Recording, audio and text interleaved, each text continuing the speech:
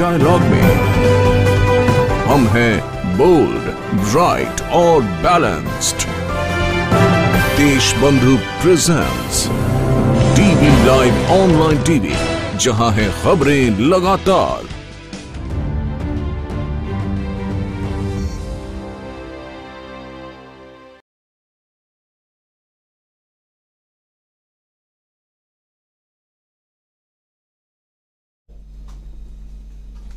नमस्कार, news point लेकर हाजिर हूं मैं राजीव।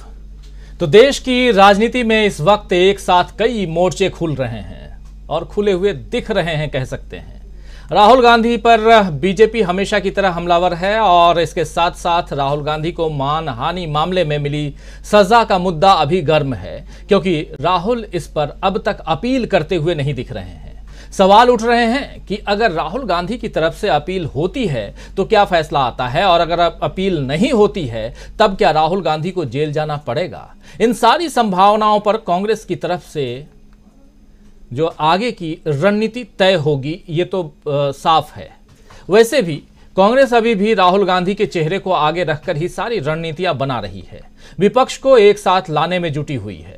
और उधर बहुत से विपक्षी दल कांग्रेस के साथ खुलकर खड़े हैं, तो कुछ अभी अपने पत्ते पूरी तरह से नहीं खोल रहे हैं। कुछ खड़े हैं और कुछ अपने पत्ते खोल नहीं रहे हैं। जैसे ममता बनर्जी को बीजेपी से नाराजगी भी है, लेकिन कांग्रेस से दोस्ती उन्हें मंजूर नहीं है। उनकी राजनीति बार बार यही दिखा रही है कि वो किसी भी तरह से, यानी किसी न किसी तरह कांग्रेस के खिलाफ बीजेपी के लिए मददगार साबित होती हैं।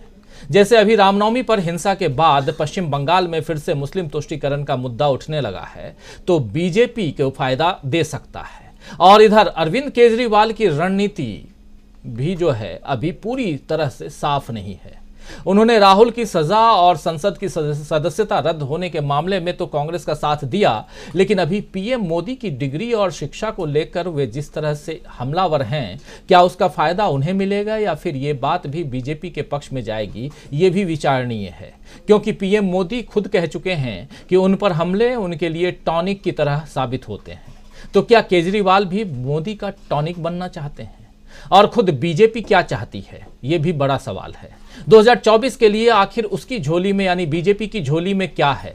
राम मंदिर का उद्घाटन करने के अलावा ऐसा कौन सा मुद्दा है जिसे बीजेपी जनता के बीच लेकर जाएगी? क्या यूनिफॉर्म सिविल कोड को लेकर बीजेपी कोई फैसला करेगी, या फिर हिंदू मुस्लिम कार्ड को ही तुरूप का इक्का बनाएगी? अभी जिस तरह रामनवमी के बाद कई राज्यों में सांप्रदायिक स्थिति बिगड़ी है, क्या इसका कोई संबंध आने वाले चुनाव से है? आखिर 2024 का नैरेटिव किस तरह से तैयार हो रहा है, इस पर चर्चा करेंगे। लेकिन चर्चा की शुरुआत करें उससे पहले आइए कुछ बयान आपके सामने रखना चाहता हूं।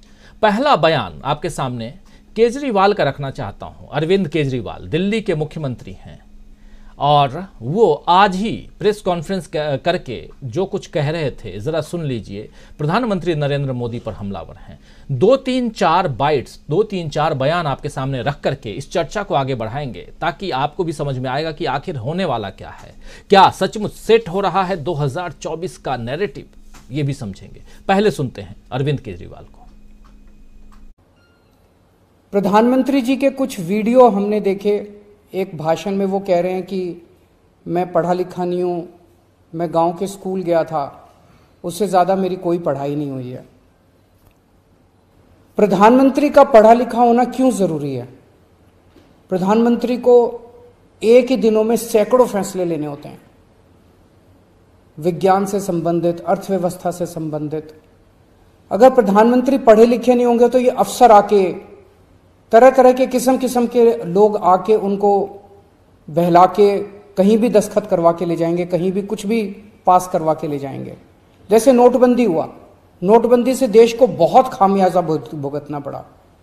नोटबंदी से देश एक तरह से 10 साल पीछे चला गया। इतना ज्यादा नोटबंदी से पूरी देश की अर्थव्यवस्था को नुकसान हुआ। अगर देश के प्रधानमंत्री पढ़े लिखे होते तो कभी किसी हालत में नोटबंदी ना करते। जीएसटी लागू किया गया, जीएसटी बहुत अच्छा कॉन्सेप्ट था, लेकिन जिस तरह से लागू किया गया इसने पूरी अर्थव्यवस्था का बेड़ा गर्क कर दिया। आज अगर पढ़े लिखे प्रधानमंत्री होते तो जीएसटी ठीक से देश के अंदर लागू होता।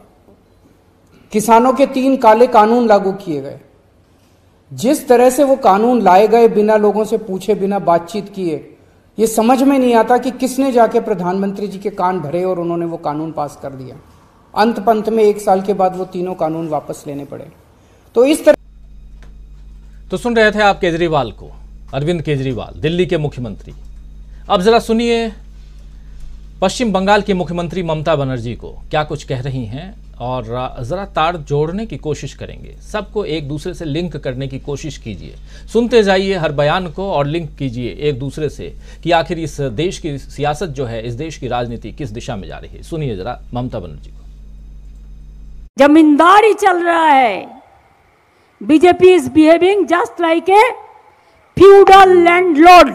अगर बीजेपी के खिलाफ में कोई कुछ बोलता है उसको जेल में फेंक देता है।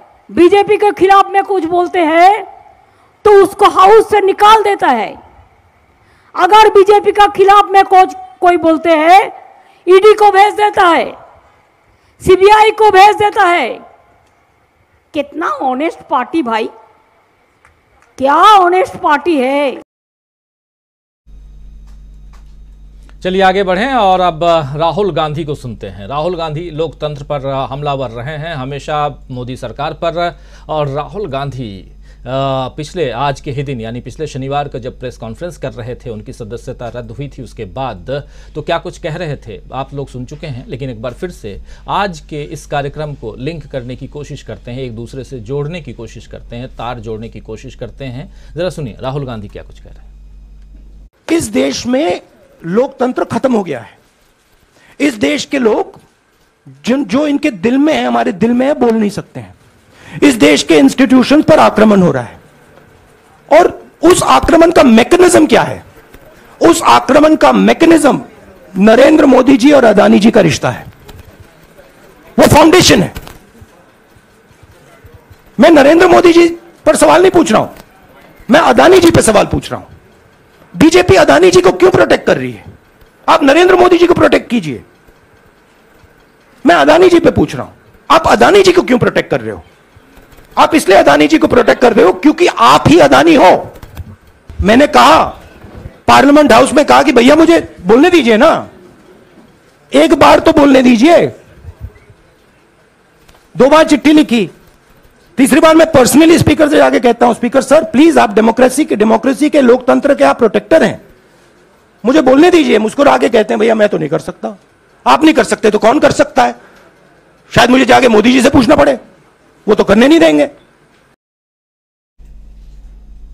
तो अदानी, मोदी, डेमोक्रेसी, ये तमाम बातें राहुल गांधी कर रहे हैं यहाँ पर। अब जरा मोदी जी को ही सुन लेते हैं, जिन मोदी जी पे राहुल गांधी कह रहे थे। मोदी जी दरअसल आज भोपाल में थे, मध्य प्रदेश की राजधानी, और वहाँ वंदे भारत रेल को हरी झंडी दिखाई उन्होंने। वहाँ से यानी भोपाल से दिल्ली के लिए ट्रेन चलेगी। जितने भी वंदे भारत, जितनी भी ट्रेनें अभी तक रवाना की गई हैं, नई नई ट्रेनें, और सबको झंडी दिखाने के लिए प्रधानमंत्री नरेंद्र मोदी मौजूद रहे हैं, और आज भी थे। और उसके बाद उन्होंने एक सभा को संबोधित भी किया। उस सभा के संबोधन में मोदी जी कह रहे हैं कि पहले की जो सरकारें थीं वो तुष्टीकरण में ही इतना व्यस्त थीं, तुष्टीकरण में इतना व्यस्त थीं कि देशवासियों के लिए संतुष्टीकरण पर उनका ध्यान ही नहीं गया। तुकबंदी बहुत अच्छी करते हैं बीजेपी के लोग, और खासकर प्रधानमंत्री नरेंद्र मोदी का तो कहना ही क्या। डिग्री की बात अगर जहां तक केजरीवाल जी पूछ रहे हैं, लेकिन इस डिग्री में महारत हासिल है ये माना जा सकता है, क्योंकि तुकबंदी में इनका सानी कोई नहीं, इनसे ऊपर कोई नहीं है। तुष्टीकरण, संतुष्टीकरण, सुनिए जरा। पहले की सरकारें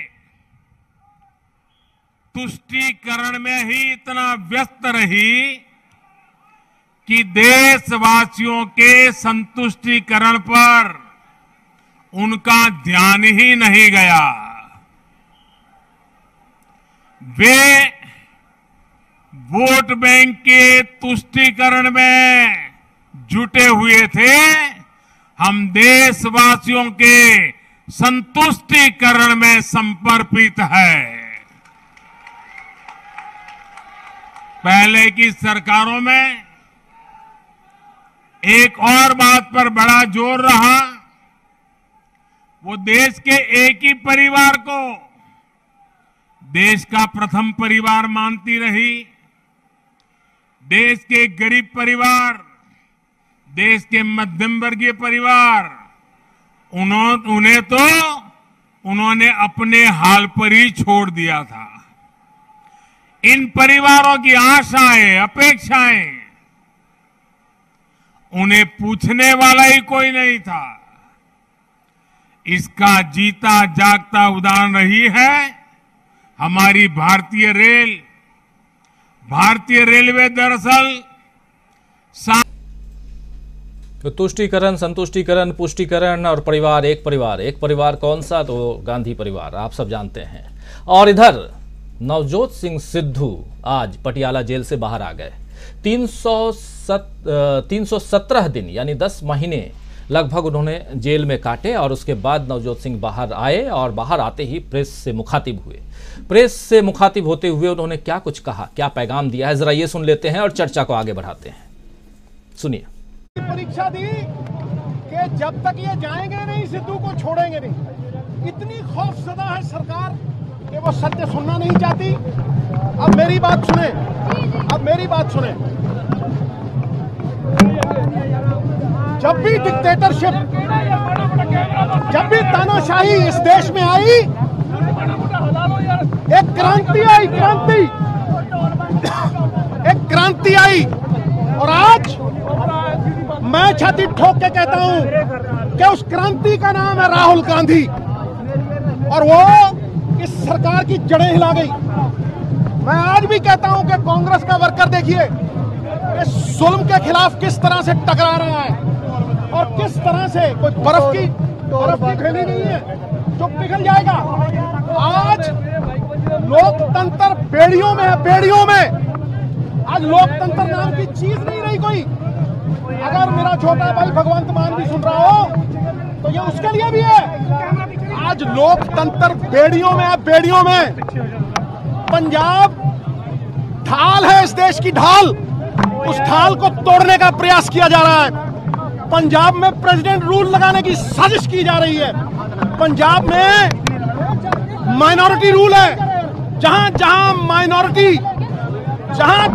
माइनॉरिटी मेजॉरिटी में है, वहां लोकतंत्र नहीं, सेंटर की सरकार षड्यंत्र करती है, षड्यंत्र। तो नवजोत सिंह सिद्धू के वही तेवर जेल के बाहर निकलते ही अपने तेवर, अपने अंदाज में और राहुल गांधी पर आस्था जताते हुए, कांग्रेस पार्टी पर आस्था जताते हुए नजर आ रहे हैं और लोकतंत्र की बात कर रहे हैं।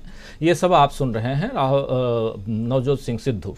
आगे की राजनीति क्या कुछ होगी, ये समझने की कोशिश करते हैं। आइए अब इस चर्चा को आगे बढ़ाते हैं। आपके सामने हम 5 बाइट्स रख चुके हैं।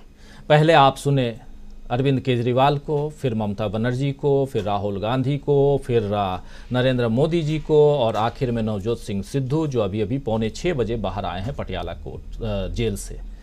बढ़े आगे और सीधा समझने की कोशिश करते हैं कि क्या सेट हो रहा है 2024 का नैरेटिव। 2024 का चुनाव जो है उसके लिए नैरेटिव सेट हो रहा है। सब अपने अपने हिसाब से, अपने अपने अंदाज से काम तो कर रहे हैं सियासी रण में, लेकिन कौन आगे कौन पीछे और कौन क्या कुछ कर रहा है। क्या विपक्षी दल में भी खासकर केजरीवाल, ममता बनर्जी जैसे की जो पार्टियां हैं वो अभी भी बीजेपी के साथ ही खड़ी दिखाई दे रही हैं, या सचमुच राहुल गांधी के साथ नजर आ रही हैं, या नफा नुकसान की जो है बातें वो यहां देखी जा रही हैं, सोची जा रही हैं, समझी जा रही हैं। चलिए परिचय करवाता हूं हमारे कुछ वरिष्ठ साथी हमारे साथ जुड़े हुए हैं उन सबसे, और इस चर्चा को आगे बढ़ाते हैं।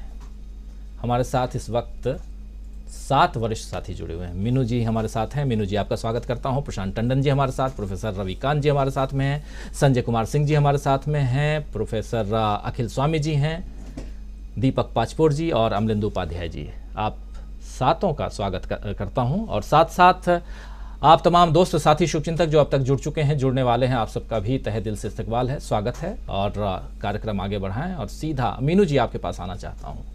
मीनू जी, बहुत कुछ आपके सामने हम रख चुके हैं, पहली प्रतिक्रिया। जी राजीव जी, देखिए प्रधानमंत्री जो कह रहे हैं कि मेरे लिए किसी ने सुपारी दे रखी है, ये जो आपने दिखाया है इसमें उन्होंने ये भी कहा है इसी भाषण के दौरान कि मेरे लिए सुपारी दी हुई है लगता है किसी ने। तो इसका मतलब प्रधानमंत्री बहुत ज्यादा घबराए हुए हैं, इनसिक्योर महसूस कर रहे हैं। असुरक्षित हैं, जो क्योंकि अब आरोपों की झड़ी लगी हुई है। अच्छा देखिए, आरोप नए नहीं है, ये जो डिग्री का मसला है ये कोई नया नहीं है कि आज अचानक उछल के आ गया, और इसमें अरविंद केजरीवाल का कुछ रोल भी नहीं था। ये तो अचानक से अरविंद केजरीवाल लाइट में आ गए, क्योंकि ये CWC ने डाला था गुजरात हाई कोर्ट में ये इस मामले को, जो चीफ विजिलेंस उन्होंने डाला था, और उसके जब वो मुकदमा जो है अब सामने आया इस फैसले की स्टेज पे, तो वहां पे ये आ गया, और उसमें क्योंकि ऑलरेडी इस टाइम हमले का माहौल देश के अंदर है, तो केजरीवाल, क्योंकि केजरीवाल भी बहुत शातिर राजनीतिज्ञ है मैं कहूंगी, तो उन्होंने भी सोचा कि इस वक्त मौका अच्छा है, पकड़ लो। जबकि केजरीवाल आपने देखा होगा कि हमें अभी हाल के दिनों में ज्यादा आक्रामक नहीं होते थे, अब वो आक्रामक हो रहे हैं।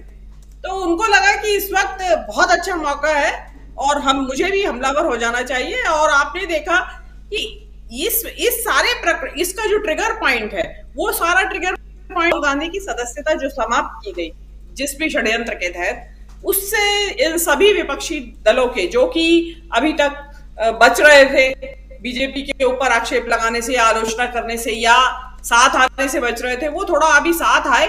उसमें हिम्मत इनको हमला करने की, उन्हें लगा कि साथ तो आए हैं, अब हमला भी कर सकते हैं हम मोदी के ऊपर, तो इसमें हिम्मत जो है इन सबको हमला करने की, ममता बनर्जी को और ये केजरीवाल जी को हिम्मत दी है राहुल गांधी की अडानी की स्पीच ने। जो उन्होंने संसद में अडानी के ऊपर स्पीच दी और जिसको डिलीट कर दिया गया संसद के रिकॉर्ड से, उस स्पीच ने उनको हिम्मत दी कि अगर राहुल गांधी बोल सकते हैं अडानी के बारे में इतना खुल के और इतने डिटेल में बोल सकते हैं, बेखौफ होके बोल सकते हैं, तो हम क्यों नहीं बोल सकते?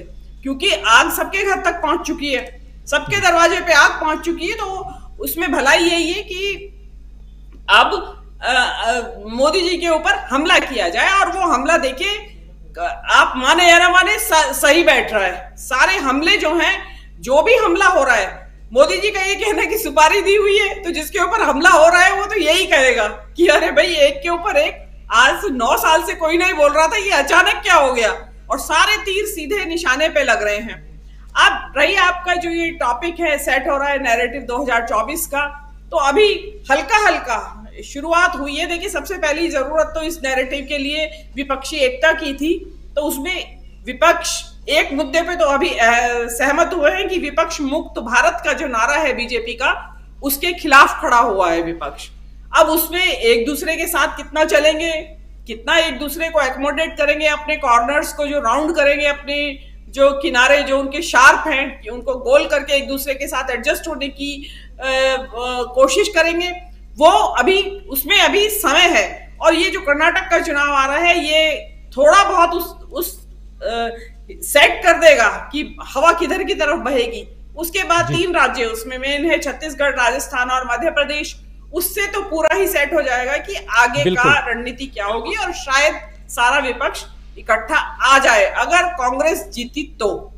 जी बिल्कुल बिल्कुल बिल्कुल, कांग्रेस जीती तो। लेकिन 2024 क्या 2023 में सेट हो रहा है, और इस वक्त जब राहुल गांधी के ऊपर उनके ऊपर 2 साल की सज़ा और उसके बाद सदस्यता रद्द होना, और फिर से ये सब ताक लगाए बैठे हैं कि राहुल गांधी ऊपरी अदालत में कब जाएंगे, इस सज़ा के खिलाफ अपील कब करेंगे, और इसके साथ साथ जो दूसरे दल हैं, विपक्षी दल हैं, वो क्या कुछ सोच रहे हैं। जो कुछ अभी दंगा फसाद खासकर रामनवमी के दिन हमने देखा, और बिहार में, पश्चिम बंगाल में कुछ ऐसी खबरें महाराष्ट्र से भी आई, गुजरात से भी आई और कर्नाटक से भी आई।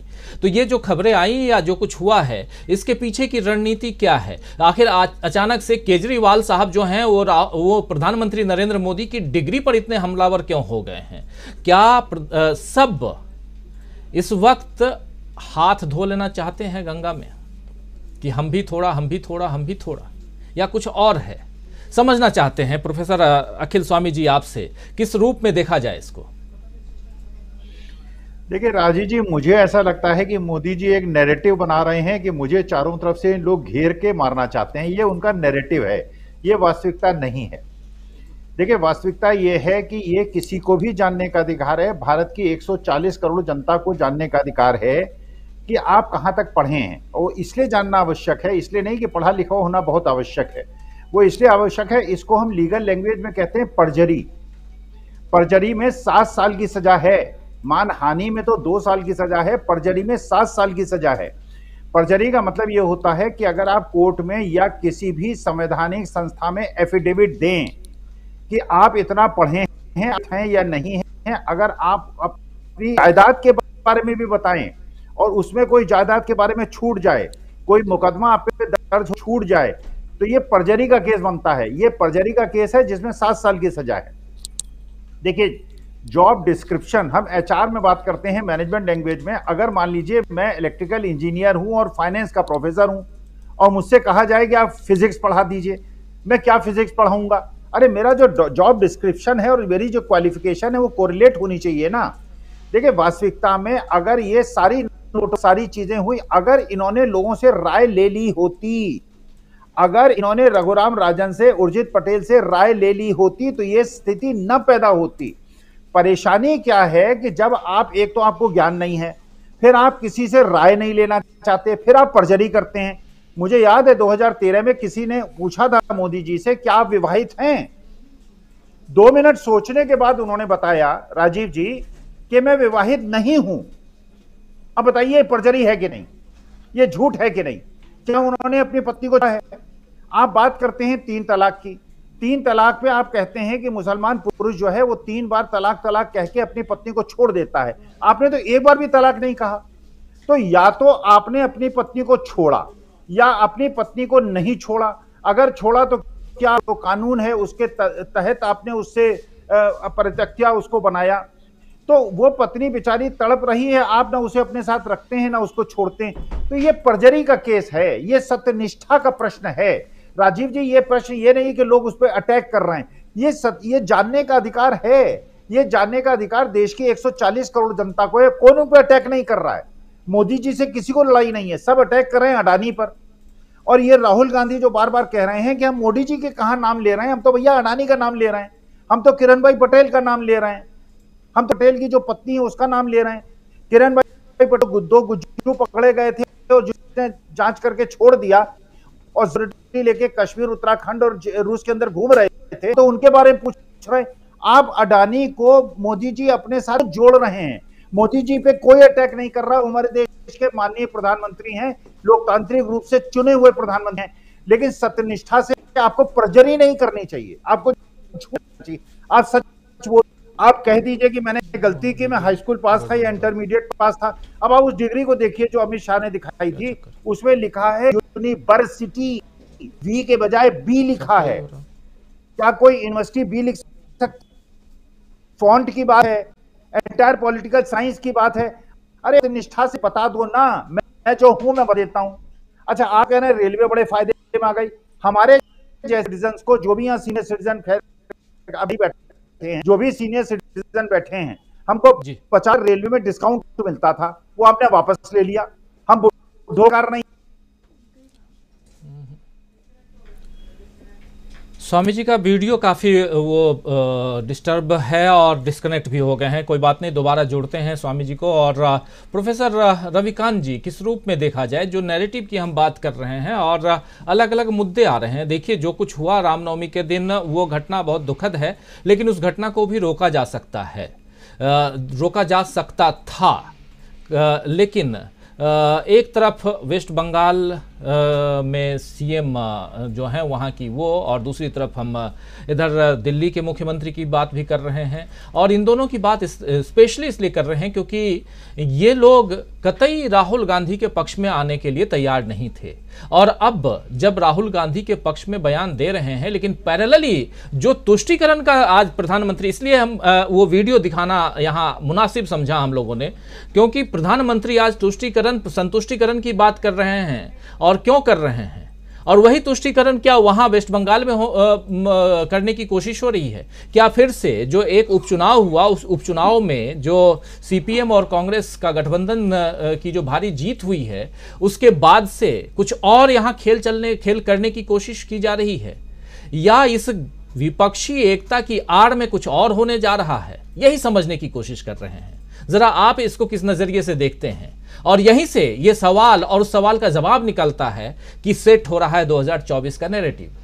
जी प्रोफेसर रविकांत जी। राजीव जी, प्रधानमंत्री जी ने जिस तुष्टीकरण की बात की, मैं अगर एक बार की उनकी बात से सहमत भी हो जाऊं, लेकिन वो जिस तरह का समाज गढ़ रहे हैं, वो अपनी पार्टी और अपनी विचारधारा के जरिए वो दरअसल इस समाज का तुष्टीकरण कर रहे हैं। अगर पहले की पार्टियों ने तुष्टीकरण किया है तो भाजपा और आरएसएस इस समाज का तुष्टीकरण करने पर तुली हुई, और इसीलिए रामनवमी के दिन, दिवाली के दिन, होली के दिन, माने जो त्योहार है जहां हम एक दूसरे से मिलते हैं, जहां हम सौहार्द और सद्भाव की बात करते हैं, जहां हम एक दूसरे से खुशियां बांटते हैं, उस समय अगर इस देश में, देश की धरती अगर लाल हो, इस देश में अगर लोगों की जान जाए, इस देश में अगर आगजनी हो, तो मुझे लगता है कि प्रधानमंत्री को यह कहने का कतई अधिकार नहीं है, बल्कि मैं तो यह कहूंगा कि प्रधानमंत्री को अपने पद पर रहने का कतई अधिकार नहीं है। लेकिन ये जो पूरा नैरेटिव है, और ये हो सकता है कि नरेंद्र मोदी इस तरह का नैरेटिव सेट करना चाहते हो कि उन पर हमले हो रहे हैं, निजी हमले हो रहे हैं, और ये उन्होंने पहले किया है, और वो करके उन्होंने इस देश में अपने प्रति वो पूरा विक्टिम कार्ड खेल करके वो हवा बनाई है। लेकिन ये हवा अब नहीं बनने वाली है, बल्कि जो दूसरा नैरेटिव है वो आंधी का रूप ले चुकी है, और वो आंधी आज ही नहीं चली है, वो हवा के रूप में हल्की सर्द हवाएं चली थी कन्याकुमारी से, वो उठता वो बड़ी आंधी में तब्दील हो चुकी है, जिसकी तरफ मीनू जी ने इशारा किया। राहुल गांधी जिस नैरेटिव को लगातार गढ़ रहे हैं, उन्होंने अडानी का सवाल आया, और वो सवाल कनेक्ट हुआ हिंडनबर्ग की रिपोर्ट से। एक दुनिया की दूसरी कंपनी, दूसरी प्लेटफॉर्म, वो ये कह रहा है कि इस देश में अब तक का सबसे बड़ा कारपोरेट घोटाला, और अडानी किसके पीछे छिप रहे थे कि साहब ये भारत पर हमला है। तो क्या अडानी भारत है या अडानी नरेंद्र मोदी है, जैसे कि राहुल गांधी कह रहे हैं? तो इस देश में जो करप्शन के सवाल हैं, कहां से चले अडानी और कहां पहुंच गए। हमारे यहां दोस्त हमारे मजाक में कहते हैं कि साहब राजनीति का ये चमत्कार है कि एक स्कूटर पर चलने वाला आदमी आगे चलकर के प्रधानमंत्री को अपने प्लेन में बिठाता है, और उसके बाद वो दुनिया का दूसरे नंबर का अमीर आदमी हो जाता है। तो राजनीति का ये मजा है। तो स्कूटर से कहां पहुंचा दिया। तो ये जो सवाल है, और आज ये जनता के सामने सवाल कि कैसे इस देश की जनता महंगाई से पीड़ित है। पैरासीटामोल का दाम बढ़ने वाला है राजीव जी। आज पिछले दिनों गैस का 50 रुपया दाम, और आप चले, ये आज तो मैं गया था चावल लेने के लिए, तो मैंने देखा 2 गुना दाम हो गया उसी चावल का। ये सब आज हम जैसे जो सरकारी नौकरी में लोग हैं, वो 10-12 के सामान हम कितना खरीदे हैं। अब सोचिए कि जो दिहाड़ी मजदूर है, जो इस देश का किसान है, और उसमें भी जो सीमांत किसान है, उसका क्या हो रहा होगा। जो इस देश का भूमिहीन दलित है, उनका क्या हो रहा होगा। जो इस देश के 20 करोड़ नौजवान है, उनका क्या हो रहा होगा। इन सवालों से ध्यान हटाने के लिए इस देश का निरंतर तुष्टीकरण किया जा रहा है, हिंदू और मुसलमान के नाम पर, कभी जाति और जाति के नाम पर। इसका जवाबदेही कौन? इसके जवाबदेही प्रधानमंत्री नरेंद्र मोदी की बनती है। तो तुष्टीकरण का सवाल तो आज खत्म है, सब खड़ा हुआ है वो तुष्टीकरण का, और इस मीडिया के सामने भी और समाज के सामने का मुकाबला कैसे किया जाए। और ये जो दुष्ट है वो सांप्रदायिक दंगों से करके महंगाई की मार तक, भ्रष्टाचार के पूरे माहौल तक पहुंची हुई है। तो इस तुष्टीकरण से कैसे मुकाबला किया जाए, ये मुझे लगता है कि विपक्ष को और तमाम जो पत्रकार हैं, जो इस देश के बुद्धिजीवी हैं, जो इस देश का नागरिक समाज है, उसको सोचना चाहिए कि इसका मुकाबला कैसे किया जाए। जी जी जी बिल्कुल। लेकिन क्या प्रधानमंत्री नरेंद्र मोदी अभी भी विक्टिम कार्ड खेल रहे हैं? और इस विक्टिम कार्ड के जाल में फंसाने की कोशिश कर रहे हैं कांग्रेस को भी और विपक्षी दलों को भी। प्रशांत टंडन जी क्या कहेंगे इस पे? 5 दिन पहले आप लोग से कहा था कि हिंडनबर्ग की रिपोर्ट और राहुल गांधी के भारत जोड़ो यात्रा, ये कुछ घटनाएं ऐसी हुई हैं जिसने बीबीसी की डॉक्यूमेंट्री, ये कुछ ऐसी घटनाएं हुई जिसमें मोदी जी का डैशबोर्ड हिला दिया है और अब वो वापस वहां जा रहे हैं जो उनका कंफर्ट जोन है। कंफर्ट जोन क्या है? कंफर्ट जोन हिंदू मुसलमान है।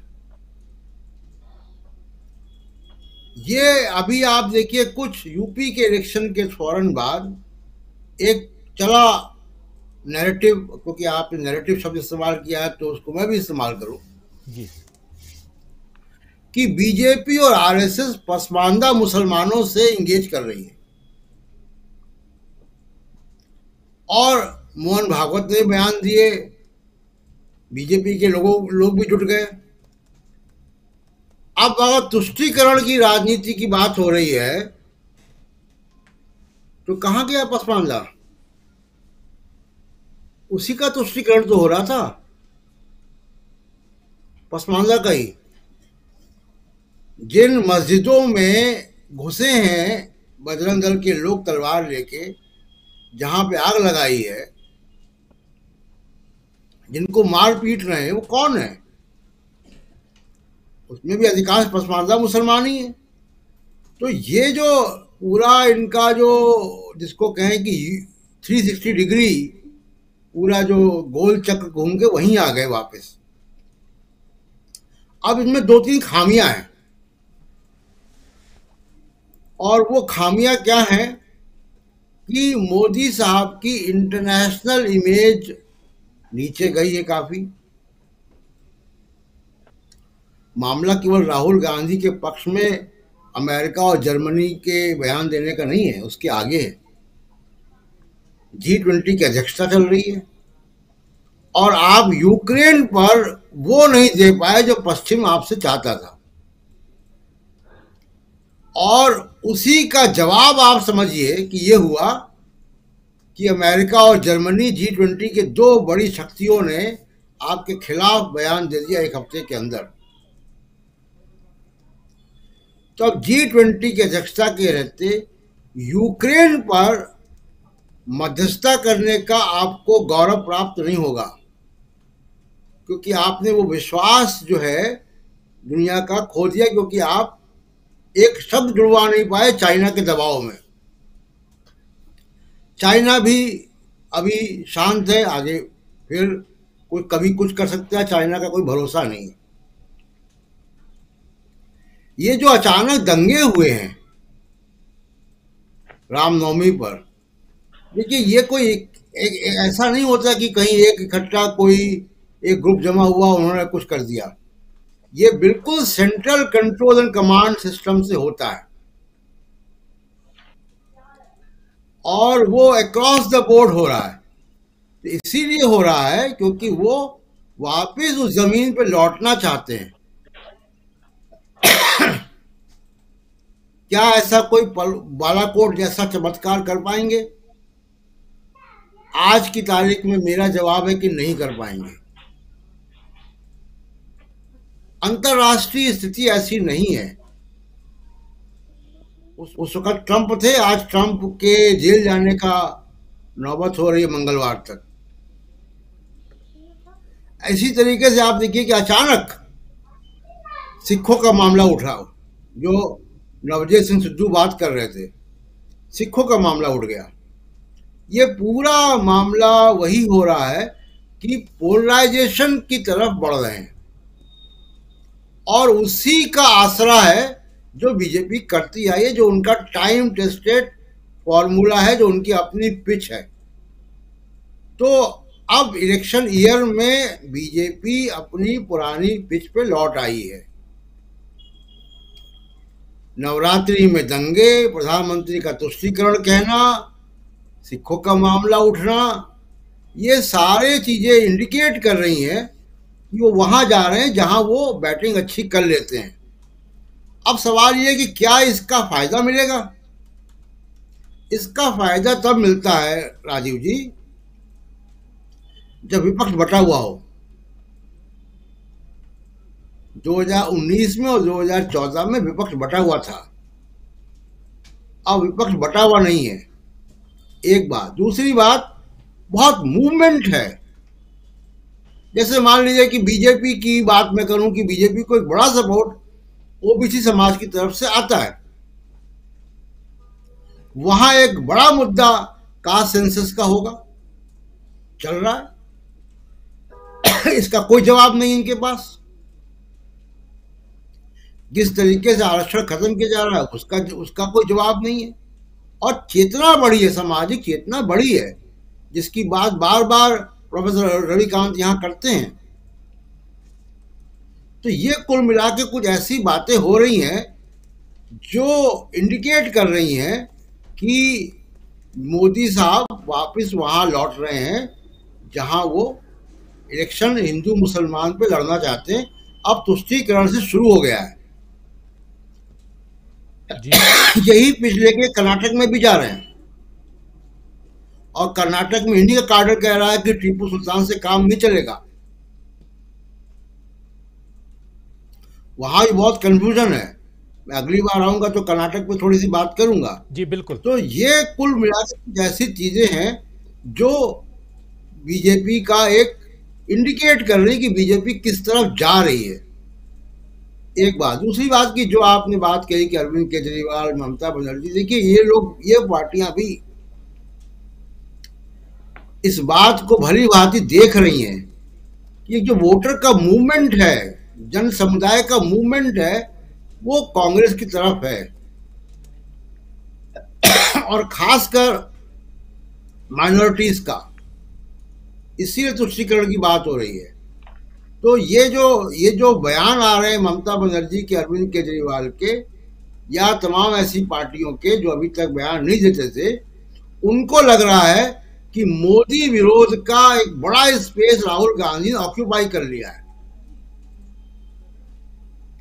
वो अपना अपना स्लाइस काटने का उसमें, उस केक में कोशिश कर रहे हैं, लेकिन वो कितना कामयाब होंगे वो तो आगे दिखाई देगा। लेकिन ये बात तो तय दिख रही है लोगों के बयानों से कि ये चिंतित हैं कि कांग्रेस का और खासकर राहुल गांधी का एक्सेप्टेंस जो है तमाम तरीके के वोटर्स में अक्रॉस द बोर्ड बढ़ रहा है।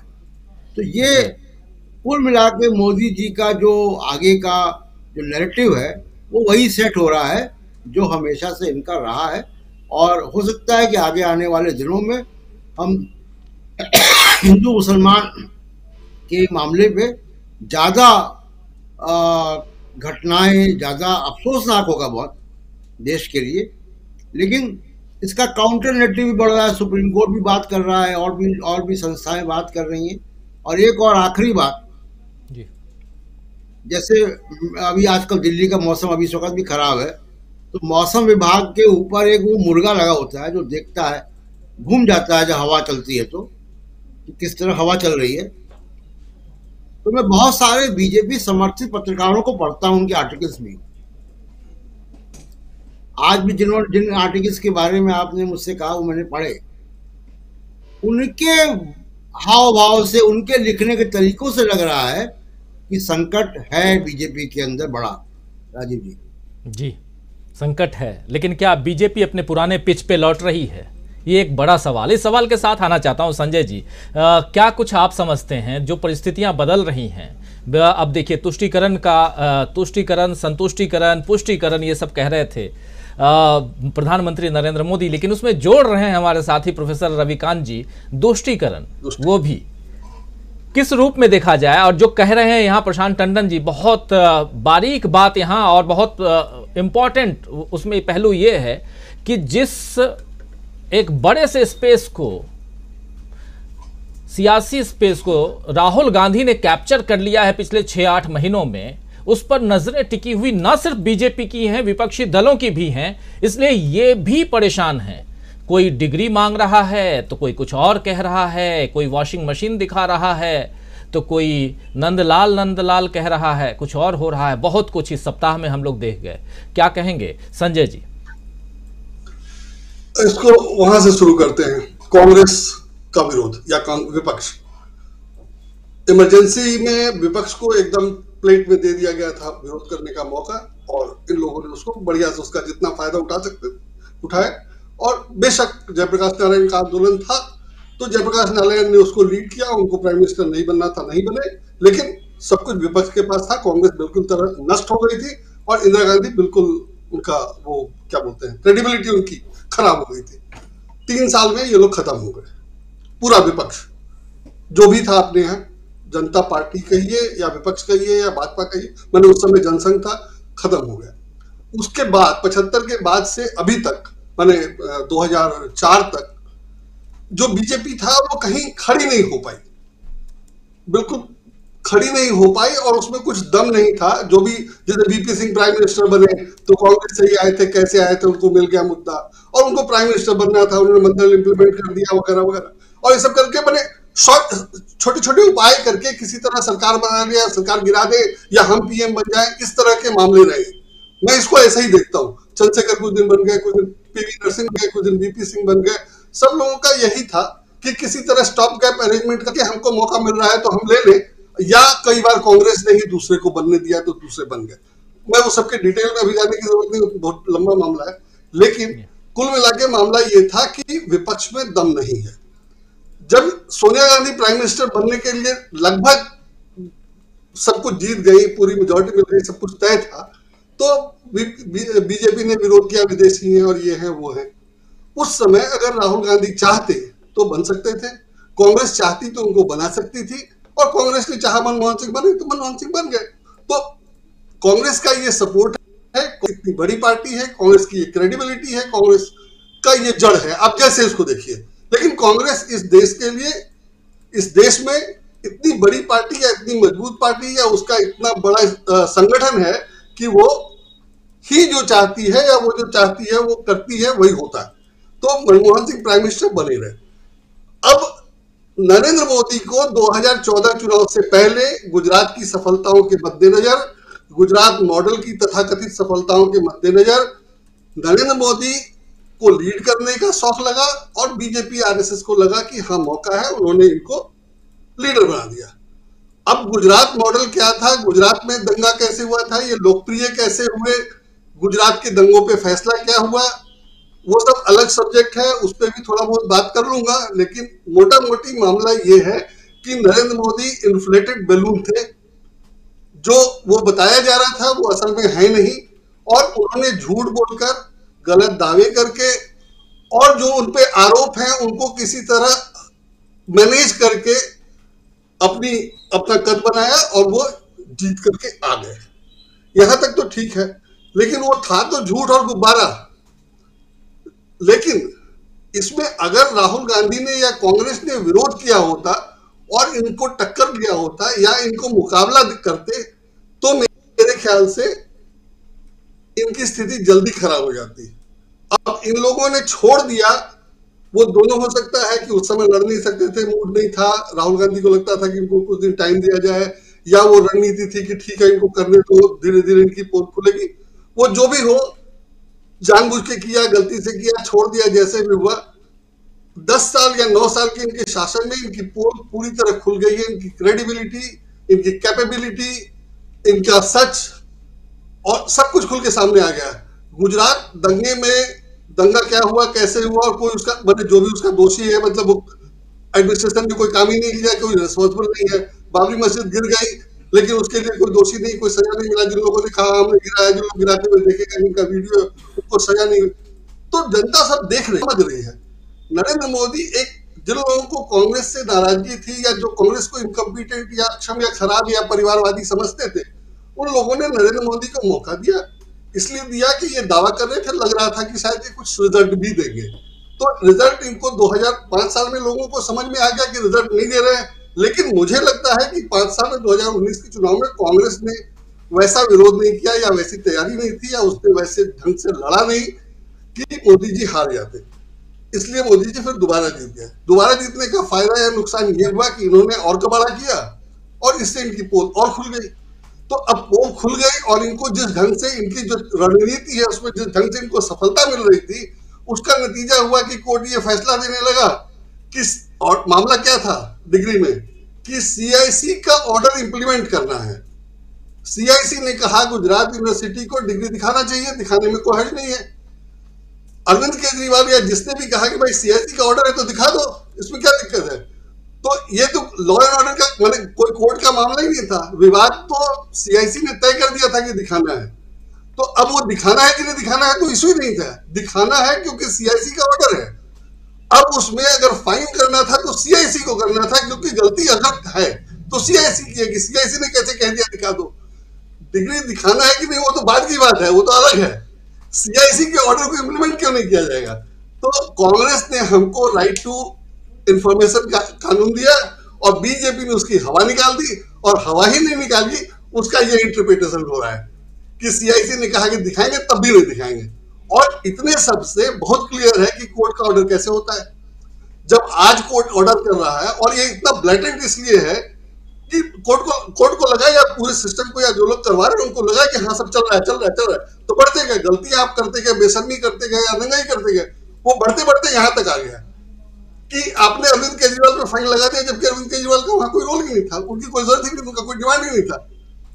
डिग्री से लेके उनका तो कोई डिमांड नहीं था, डिमांड तो सीआईसी का ऑर्डर इंप्लीमेंट करने का था। तो ये हालत हो गई है। इससे लोगों को भी समझ में आ रहा है कि इन्होंने क्या क्लेम किया था और क्या दे रहे हैं। मतलब जनता को तो कुछ फायदा ही नहीं हुआ। जनता अब बोले मोदी जी जो भी कि हम रेलवे को ये कर दे रहे वो कर दे, फैक्ट ये है कि उन्होंने सीनियर सिटीजन का वो कर दिया। रेलवे में टिकट कैंसिल कराने से लेकर सारे नियम ऐसे बना दिए गए हैं कि आप अपना टिकट नहीं कैंसिल करा सकते हैं।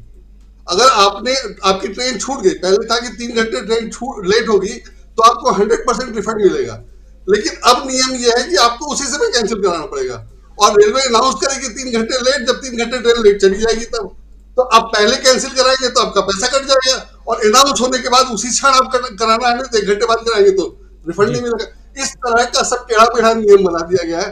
तो जनता ये सब देख रही है और 10 साल से झेल रही है, इसी का असर हुआ है। और हाँ, भ्रष्टाचार इनका सबसे बड़ा मुद्दा था, और हिंडनबर्ग की रिपोर्ट तो बाई चांस आ गई, वो तो इनकी किस्मत खराब थी कि आ गई। और हिंडनबर्ग की रिपोर्ट से लड़ने का इनके पास कुछ नहीं था, ये भी क्लियर हो गया कि उसका मुकाबला करने के लिए इनके पास कुछ है ही नहीं, उस पर बात ही नहीं कर रहे। भाई कहते हैं कि हाँ वो कोई इशू नहीं है या हम देख रहे हैं, दोनों में से कुछ भी नहीं कर रहे। तो हिंडनबर्ग की रिपोर्ट और अदानी पे बात नहीं करेंगे और कहेंगे कि कांग्रेस भ्रष्ट है या पूरा विपक्ष भ्रष्ट है, तो मानेगा कौन और कैसे मान लेगा कोई। तो ये सब करते करते इन्होंने अपनी हालत इतनी खराब कर ली है क्या थी, अब वो दिखाई देने लगी है। तो अब इनकी जो खराब हालत दिखने लगी है, इनकी रणनीति फेल होने लगी है। तो हिंदू मुस्लिम वाला तो इनका बेस्ट है, इसमें कोई दो राय नहीं है, और वो करते हैं, इसमें भी कोई दो राय नहीं है। लेकिन अब वो भी नहीं चलने वाला, और इनकी पोल बुरी तरह से खुल गई है, और इसीलिए सब लोग एक साथ आ गए हैं। और वही होता है कि जब लोहा गर्म है तो चोट पड़ती है, उस पर तो चोट पड़नी शुरू हो गई है। तो उसमें विक्टिम कार्ड बहुत छोटी सी बात है कि विक्टिम कार्ड से क्या हो जाएगा, कितने दिन आप उसको भुला लेंगे। जहां तक प्रेशर की बात है, मुझे याद है जैन हवाला के समय सुप्रीम कोर्ट के चीफ जस्टिस ने कहा था कि बहुत प्रेशर है। उसके बाद अभी 4 जजों ने कहा था कि बहुत प्रेशर है। 4 जजों में अपने गोगोई साहब सबसे ऊपर थे, और देख लीजिए सुप्रीम कोर्ट का क्या हालत रहा। अब जाकर के सुप्रीम कोर्ट की हालत से लग रहा है कि कुछ पब्लिक इंटरेस्ट और कुछ काम हो रहा है, नहीं तो सारा प्रेशर तो साफ साफ दिखाई देता था। प्रेशर और फैसले की रिजल्ट जो फैसले आए हैं सबसे बहुत क्लियर है, उसमें कुछ बोलने की जरूरत नहीं है। बहुत डिटेल में हम लोग जा नहीं सकते, जाने की जरूरत नहीं है, लेकिन बहुत क्लियर है। तो इन्होंने जो सब किया है वो सब अब दिखने लगा है, और इनके क्या बोलते हैं, पाप का घड़ा कहिए या नालायकी का घड़ा कहिए, वो भर गया, कुछ दिन में टूटेगा और कुछ नहीं, मुझे निश्चित रूप से टूटेगा। जी बिल्कुल बिल्कुल बिल्कुल बिल्कुल संजय जी। जी प्रशांत टंडन जी कुछ जोड़ रहे हैं। एक सेंटेंस केवल जोड़ दूं संजय जी की बात में, कि अगर गुजरात हाईकोर्ट के जज साहब ने एक प्रक्रिया वाला फैसला दिया होता और कहते कि साहब नहीं दिखानी डिग्री, तो बात आके निकल गई होती। अब उन्होंने जो 25,000 रुपए का फाइन कर दिया अरविंद केजरीवाल पे, उससे युवा की डिग्री अब तैर रही है सोशल मीडिया पे। तो ज्यादा चीनी डालने से ये भी होता है। बिल्कुल बिल्कुल सही कह रहे हैं, ज्यादा चीनी डालो तो ऐसा होता है। बिल्कुल। तो गुजरात में गुजरात कोर्ट की तरफ से जो फैसले आ रहे हैं, संजय जी कुछ जोड़ रहे हैं। जी संजय जी। मैं यही कह रहा था कि इन लोगों ने इतनी लिबर्टी ली कि ये स्थिति आ गई है कि अरविंद केजरीवाल पे फाइन लगा दिया गया जो मतलब ही नहीं था कुछ, और वो सिर्फ इसलिए है कि अरविंद केजरीवाल की तरह कोई हिम्मत ना करे आगे। तो बिल्कुल वहीं रोक दिया, मिसफायर करेगा ही। नुकसान और फायदे से इतर क्या बीजेपी अपने पुराने पिच पे लौट रही है, ये समझने की कोशिश करते हैं डॉक्टर दीपक पाचपोर जी। आपको क्या लगता है कि जो कुछ अभी रामनवमी के दिन हुआ है और इससे चेहरे खिले हुए नजर आ रहे हैं कुछ लोगों के, दुख की बात है, ये ऐसा नहीं होना चाहिए, लेकिन सियासी चेहरे जो हैं कई ऐसे वो खिले हुए नजर आ रहे हैं। क्या सचमुच एक उस पिच पे, पुराने पिच पे, क्योंकि राम मंदिर के उद्घाटन के अलावा और कुछ तो दिखाई देता नहीं है, फिर कैसे चुनाव और 2024 का नैरेटिव सेट कैसे हो, जहां एक बहुत बड़ी जगह जो है वो ऑलरेडी राहुल गांधी कैप्चर कर चुके हैं। 50वें नंबर से वो 15वें नंबर पे आ गए, इतनी तेजी से, इतनी लंबी छलांग। और अगर दूसरा भारत जोड़ो यात्रा जो है वो दूसरी यात्रा शुरू कर लेते हैं तब तो परिस्थितियां और भी बदल जाएंगी। और इस बीच अगर राहुल गांधी अगर सप्ताह भर के लिए जेल चले जाते हैं तो परिस्थिति और अलग हो जाएगी। ऐसे में कुछ तो होगा। चेस जैसे खेलते हैं और अलग अलग दांव पे चलाते हैं कि सोच कर बैठते हैं कि अगला दांव हमारा ये होगा। बीजेपी के लोग भी तो यही कर रहे होंगे। अमित शाह जी पहुंच चुके हैं पटना। दीपक पाचपोर जी। जी देखिए, ऐसा कि हमने बहुत सारी ऐसी घटनाओं का उल्लेख किया जिसमें हम यहीं से शुरू करें कि ममता बनर्जी ने वो कपड़ों की जो वॉशिंग मशीन दिखाई, काला कपड़ा डाला सफेद निकाल दिया, नंदलाल ओ नंदलाल के नारे लगाए, ऐसी छोटी मोटी बहुत सारी। इवन जो मार्कशीट की जो बात है, मोदी जी के मार्कशीट की बात है, तो मुझे ऐसा लगता है कि ये जो चीजें हैं ये थोड़ा थोड़ा कहीं पर इम्पैक्ट हो सकता है, लेकिन जो विमर्श, कुल ऐसा विमर्श नहीं गढ़ेगा कि जो आपको 2024 में उसका कोई बड़ा उल्लेख हो सके या वो कोई ओवरऑल इम्पैक्ट कर सके। हो सकता है इसका असर होगा, ऐसा मैं नहीं कह रहा हूं कि बिल्कुल नहीं होगा, लेकिन ये मुख्य विमर्श का हिस्सा नहीं हो सकता। और जहां तक मुझे ऐसा लगता है कि जो रामनवमी वाली बात है, तुष्टीकरण संतुष्टीकरण वाली जो बात है, तो ऐसा तो मुझे ये लग रहा है कि भारतीय जनता पार्टी अपनी पिच को छोड़ के गई ही कहां थी। जो उसका लौटने का मामला हो, वो पहले से यहीं पर थी, लेकिन पिछले कुछ समय से उसके ऊपर जो दूसरे हमले हो रहे थे, आर्थिक मुद्दों को लेकर हमले हो रहे थे, उससे वो संभालने की कोशिश कर रही थी, बचने की कोशिश कर रही थी।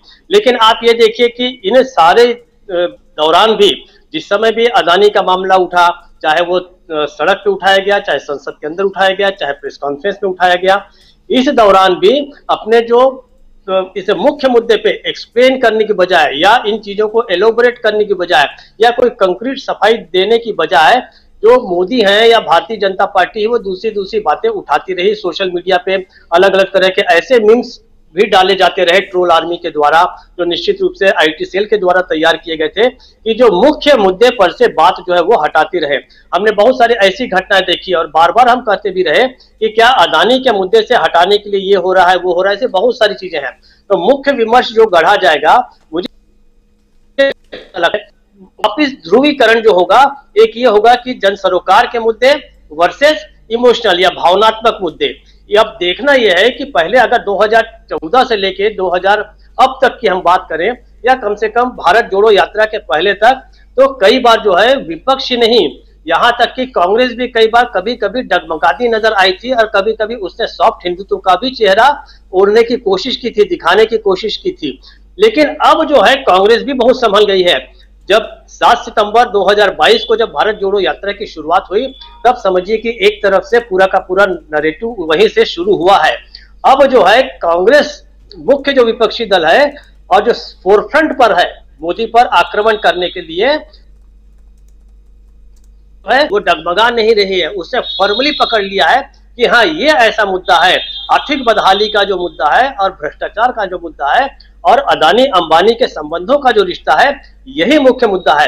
अब जो है, अब इसमें चिंता की बात यही है कि अगर जो है हमला बहुत तेज होता है मोदी पर और भारतीय जनता पार्टी पर, तो जो हम चीजों को देख रहे हैं और जो हमने अभी एप्रीहेंड किया, आशंका जाहिर की कि अगर ये चीजें और बढ़ेंगी, रामनवमी जैसा मामला है, अभी तो 1 साल है उनके पास, 1 साल में बहुत सारे तीज त्योहार आएंगे, बहुत सारे पर्व आएंगे, बहुत सारे मौके आएंगे, मस्जिद के सामने डीजे बजाने के अवसर मिलेंगे, ऐसे बहुत सारी घटनाएं होंगी।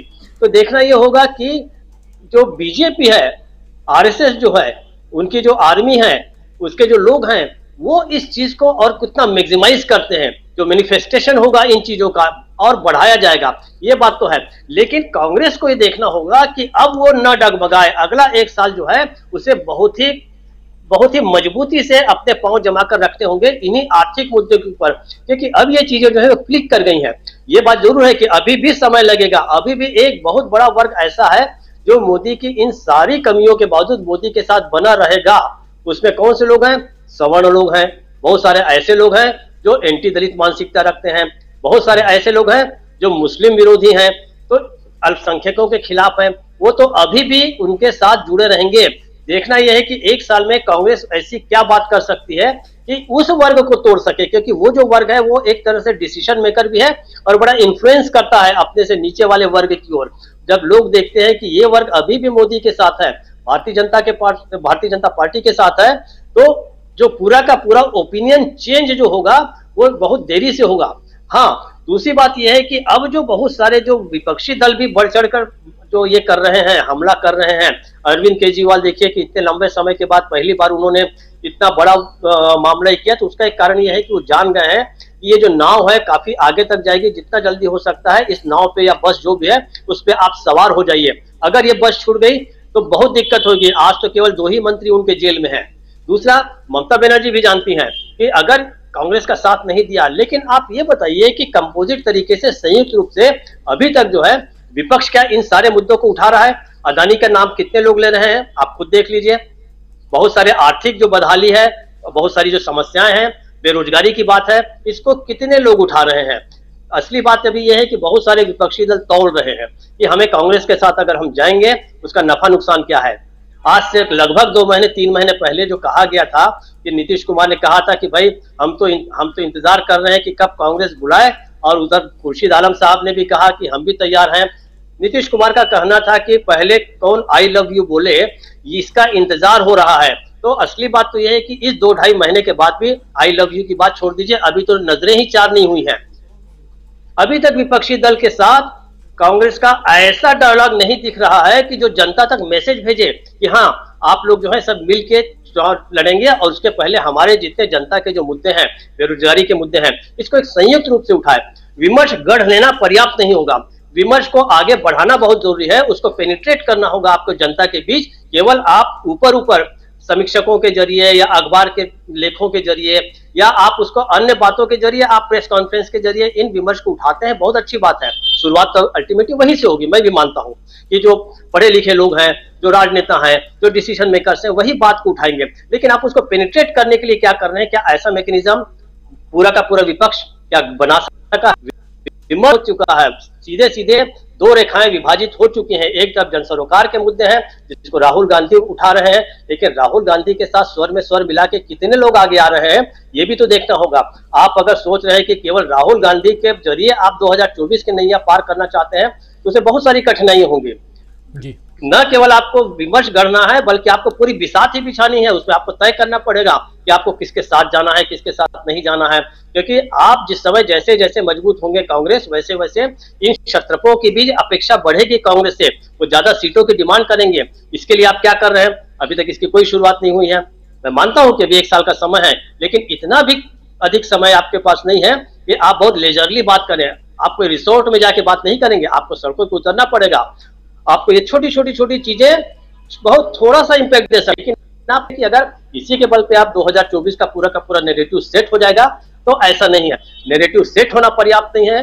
नैरेटिव को बनाने के लिए आपको बाकी विपक्षी दलों से बातचीत करनी पड़ेगी और इसको बहुत ही जबरदस्त ढंग से इसको जनता के बीच ले जाना होगा। और इसके बहुत सारे मौके हैं, उस मौकों को ये करें तो नैरेटिव जो है, विमर्श जो है, वो और गाढ़ा होता जाएगा, सघन होता जाएगा और प्रभावी हो सकेगा। राजीव जी जी बिल्कुल सही कह रहे हैं। अमलेंदु उपाध्याय जी, उत्तर प्रदेश बहुत इम्पॉर्टेंट स्टेट है बीजेपी के हिसाब से। पिछली दफ़ा देखिए 80 सीटें हैं उत्तर प्रदेश में, पिछली दफ़ा 62 सीटें आई थी उत्तर प्रदेश की, उससे पहले 72 सीटें आई थी, 10 सीटें कम हो गई थी, मतलब 2014 में 72 थी, 72-73, और उसके बाद 62 सीटें।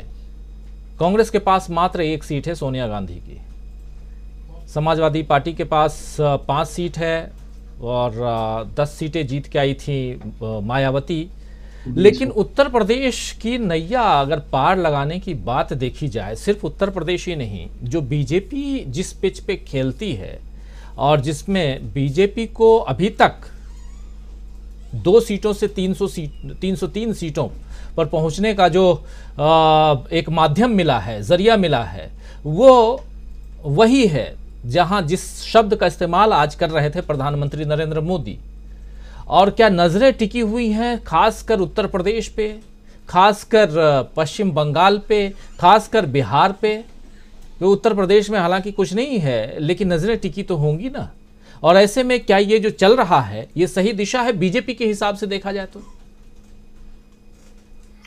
देखिए राजीव जी, बीजेपी के हिसाब से तो बीजेपी की दिशा ठीक है, क्योंकि उसके यहाँ एक ही दिशा है और कोई दिशाएं है ही नहीं उसके यहाँ। वहां कोई भ्रम की स्थिति है ही नहीं, उनका तो एक ही लक्ष्य है। उन्हें मालूम है कि चिड़िया की आंख कहाँ पे है, तो वो तो उसी पे काम करते हैं। अब आप उसे तुष्टीकरण कह लीजिए, आप उसे संतुष्टीकरण कह लीजिए, आप चाहे उसे तुष्टीकरण कह लीजिए, उनके पास वही एक रास्ता है, तो उस पर काम करते हैं वो। तो बाकी तो सब उनके आवरण है। अब मोदी जी विकास भूलते जा रहे हैं। मतलब अभी तक तो जनता ढूंढा करती थी विकास कहाँ है, मोदी जी खुद ढूंढ रहे हैं विकास चला कहाँ गया पिछले 9 सालों में, जिसको मोदी जी लेकर के आने वाले थे 2014 में, विकास आ रहा है, विकास आ रहा है, तो वो विकास गायब हो गया। वो मोदी जी को भी नहीं मिल रहा है कहाँ विकास है। मोदी जी भी तुष्टीकरण संतुष्टीकरण पुष्टीकरण पर तुले हुए, तो भूल रहे हैं विकास। तो असल में इनका विकास भी जो है वो सांप्रदायिक विभाजन है और उसके अलावा कुछ नहीं है। जो गुजरात मॉडल है वो गुजरात मॉडल भी जो 2002 का मॉडल है, वो कोई विकास का कोई मॉडल नहीं है। और विकास का मॉडल अगर होता तो कोई दीवार खड़ी नहीं करनी पड़ती चंप के आने पे, अगर वो कोई विकास का कोई मॉडल होता। तो सारा कुछ मिला के मॉडल उनके पास वही है, बस ये है कि उसको कभी छुपा के रखते हैं, कभी ढाक के रखते हैं। और वो है ना कि वो गाना कि वो नजरें छुपाते भी नहीं और सामने आते भी नहीं, तो वही वाली स्थिति इनकी है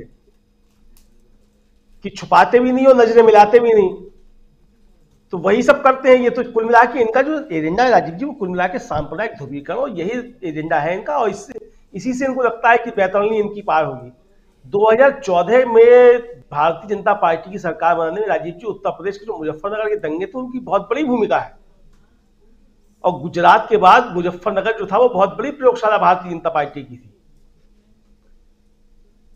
और हमारे समाजवादी पार्टी के लोग जो उसको समझ नहीं पाए थे उस समय भी कि ये जो है प्रयोगशाला जो तैयार की जा रही है क्या है। एक समाजवादी पार्टी के बड़े नेता से बैठी उन्हीं दोनों मुलाकात हुई, बातचीत हुई, पूछा कितनी सीटें आ रही हैं, हमने कहा 5 आ रही हैं।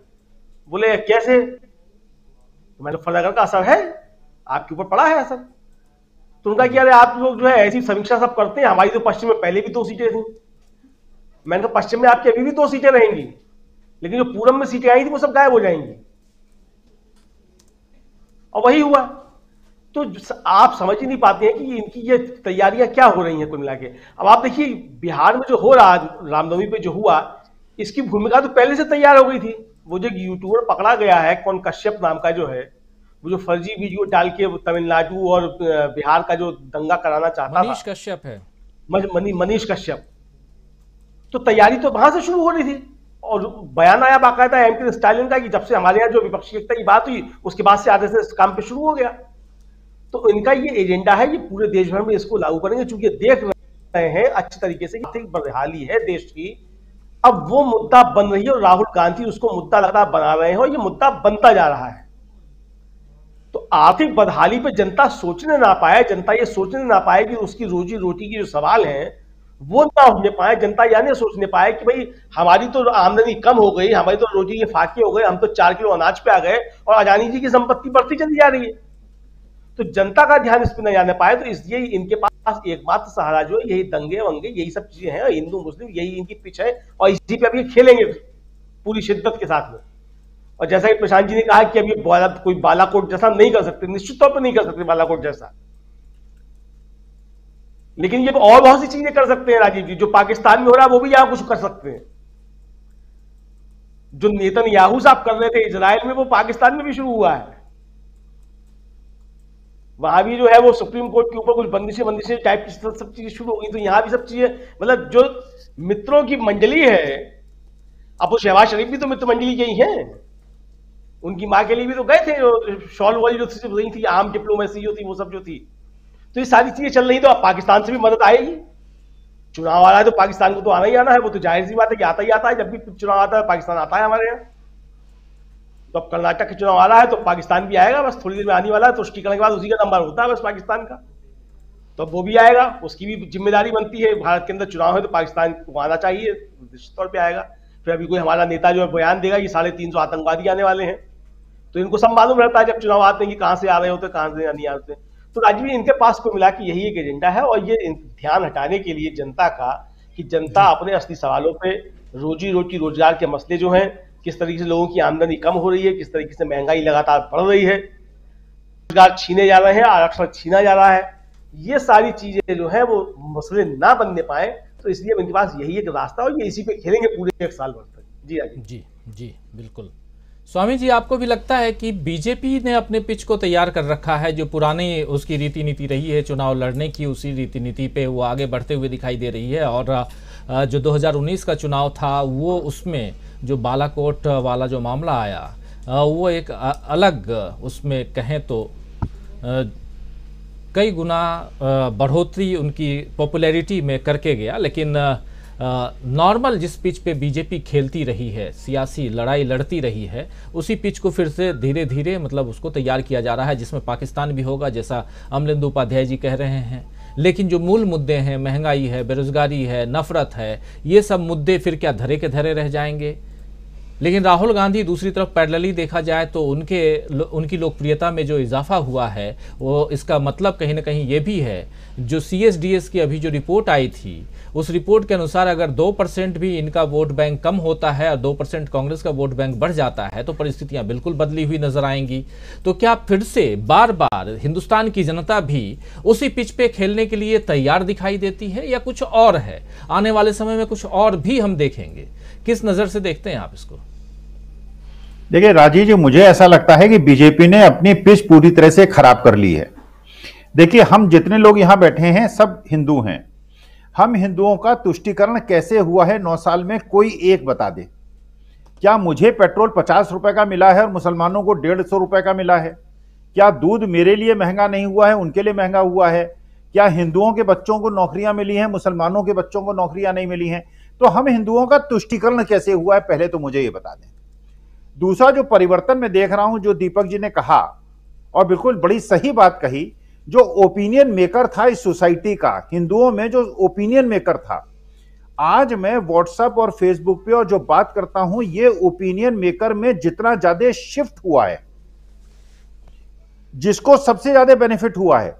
देखिए, जो दलित थे वो परेशान थे, उनका रिजर्वेशन खत्म हो गया। बैकवर्ड परेशान थे क्योंकि यूपी के अंदर एंटी यादव सेंटिमेंट्स को फैलाकर और हरियाणा के अंदर एंटी जाट सेंटिमेंट्स को फैलाकर बैकवर्ड्स को तोड़ा गया। जो सबसे सॉलिडली इनके पीछे खड़ा था, वो खड़ा था ओपिनियन मेकर सवर्ण। और आज की तारीख में जो सबसे ज्यादा रिजेंटमेंट में देखता हूं, वो रिजेंटमेंट है सवर्णों में, जिसको दीपक जी कह रहे हैं कि ओपिनियन मेकर है। ये ओपिनियन मेकर आज की तारीख में पूरी तरह से बीजेपी के विरुद्ध होता जा रहा है। बीजेपी के साथ इन्होंने अपनी पिच इतनी खराब कर ली है, जैसे मैंने कहा परजरी का केस, किरण पटेल का, और ये इतना फेसबुक पे और व्हाट्सएप पे मुझे मैसेजेस मिल रहे हैं कि साहब बनारस में, इलाहाबाद में, उज्जैन में जो भी कंस्ट्रक्शन हो रहे हैं सब गुजरातियों को मिल रहे हैं। और जितने भी नाम आ रहे हैं किरण भाई पटेल के, उनके पत्नी के, उनके मित्रों के, सारे नाम गुजरात वालों के आ रहे हैं। तो देखिए, ये भी एक भावना प्रबल हो रही है महाराष्ट्र वालों में, उत्तर प्रदेश और बिहार वालों में और वेस्ट बंगाल वालों में, कि भैया सारी एक लिस्ट तो बना लो। मैंने एक पोस्ट डाली थी अपने स्वामी जी की कक्षा में, जो लेटरल एंट्रीज हुई हैं, 31 लेटरल एंट्रीज हुई हैं आईएएस में सीधे। जरा लिस्ट तो निकलवा लें, उसमें सवर्ण कितने हैं, बैकवर्ड कितने हैं, शेड्यूल ट्राइब कितने हैं। आंखें खुल जाएंगी बैकवर्ड और शेड्यूल ट्राइब की। और क्यों, कौन लोग हैं उसमें? एक जो बहुत बड़ा कलाकार है उसका सगा भाई है, और हमारे लोकसभा के एक बहुत बड़े पदाधिकारी हैं, उनकी बेटी है। हमारे आपके जो सवर्ण हैं उनके बच्चों को तो वहां नौकरियां आईएएस में सीधे लिटरल एंट्री नहीं मिल रही, उन्हें तो संघर्ष करना पड़ रहा है रिटन एग्जाम जी। करेक्ट करना चाहूंगा स्वामी जी, लोकसभा के जो अध्यक्ष हैं उनकी बेटी उसमें नहीं है, बस ये करेक्शन है, बाकी तो ठीक आप कह रहे हैं जी।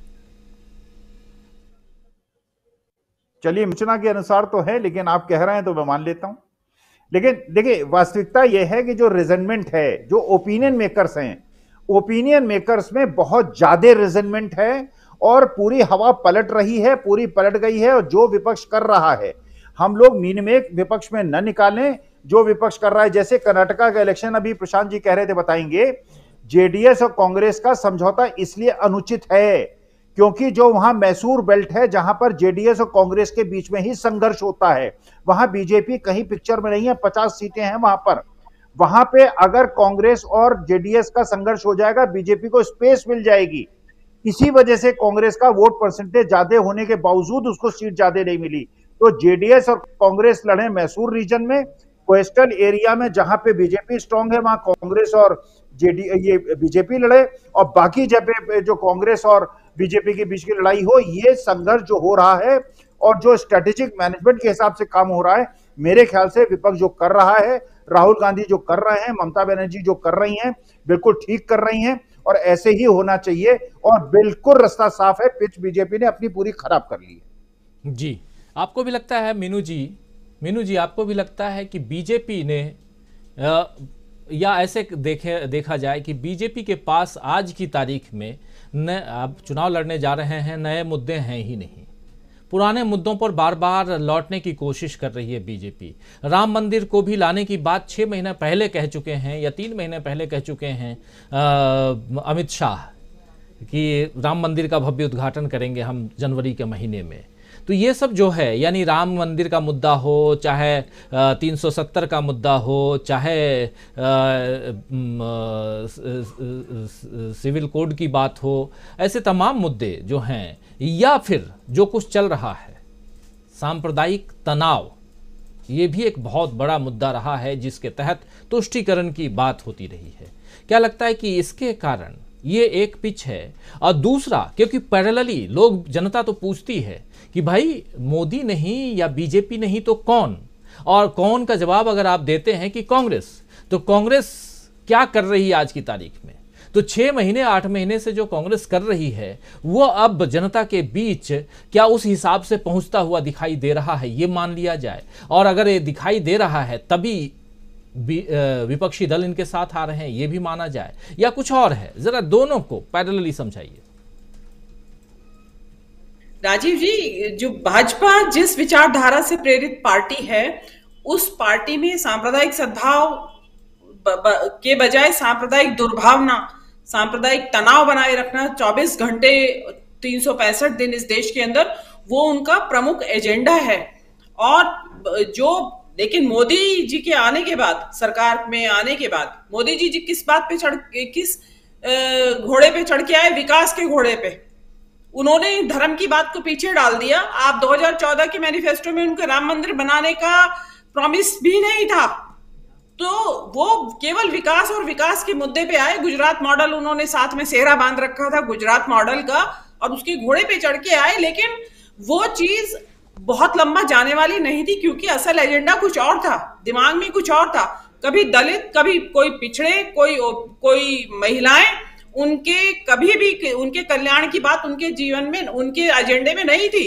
वो सवर्णों की पार्टी थी हमेशा से।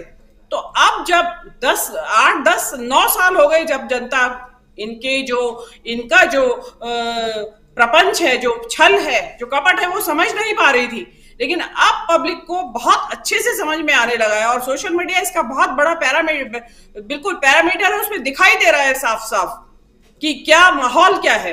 तो उसमें बीजेपी का जो ये, उनको वापस स्वाभाविक है कि वो सांप्रदायिक एजेंडे पे लौटेंगे, और लौट रहे हैं। जैसे अभी सभी पैनलिस्ट रामनवमी के में जो घटनाएं हुई हैं, जिस तरीके का सांप्रदायिक तनाव, और मतलब हद से ज्यादा एक, मतलब वो रामनवमी क्या लग रही थी, वो तो मस्जिद आक्रमण दिवस लग रहा था कि जितनी मस्जिदें हैं उनके ऊपर आक्रमण किया जाए।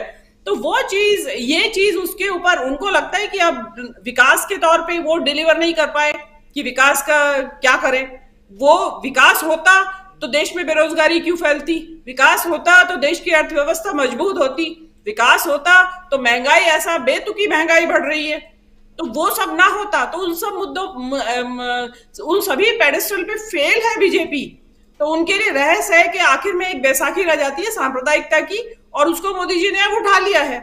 जैसा कि अभी बताया कि भाई आप तुष्टीकरण की राजनीति पे वापस आ गए, वही शब्द आपकी वोकेबलरी में अब आने शुरू हो गए हैं और ये आते रहेंगे।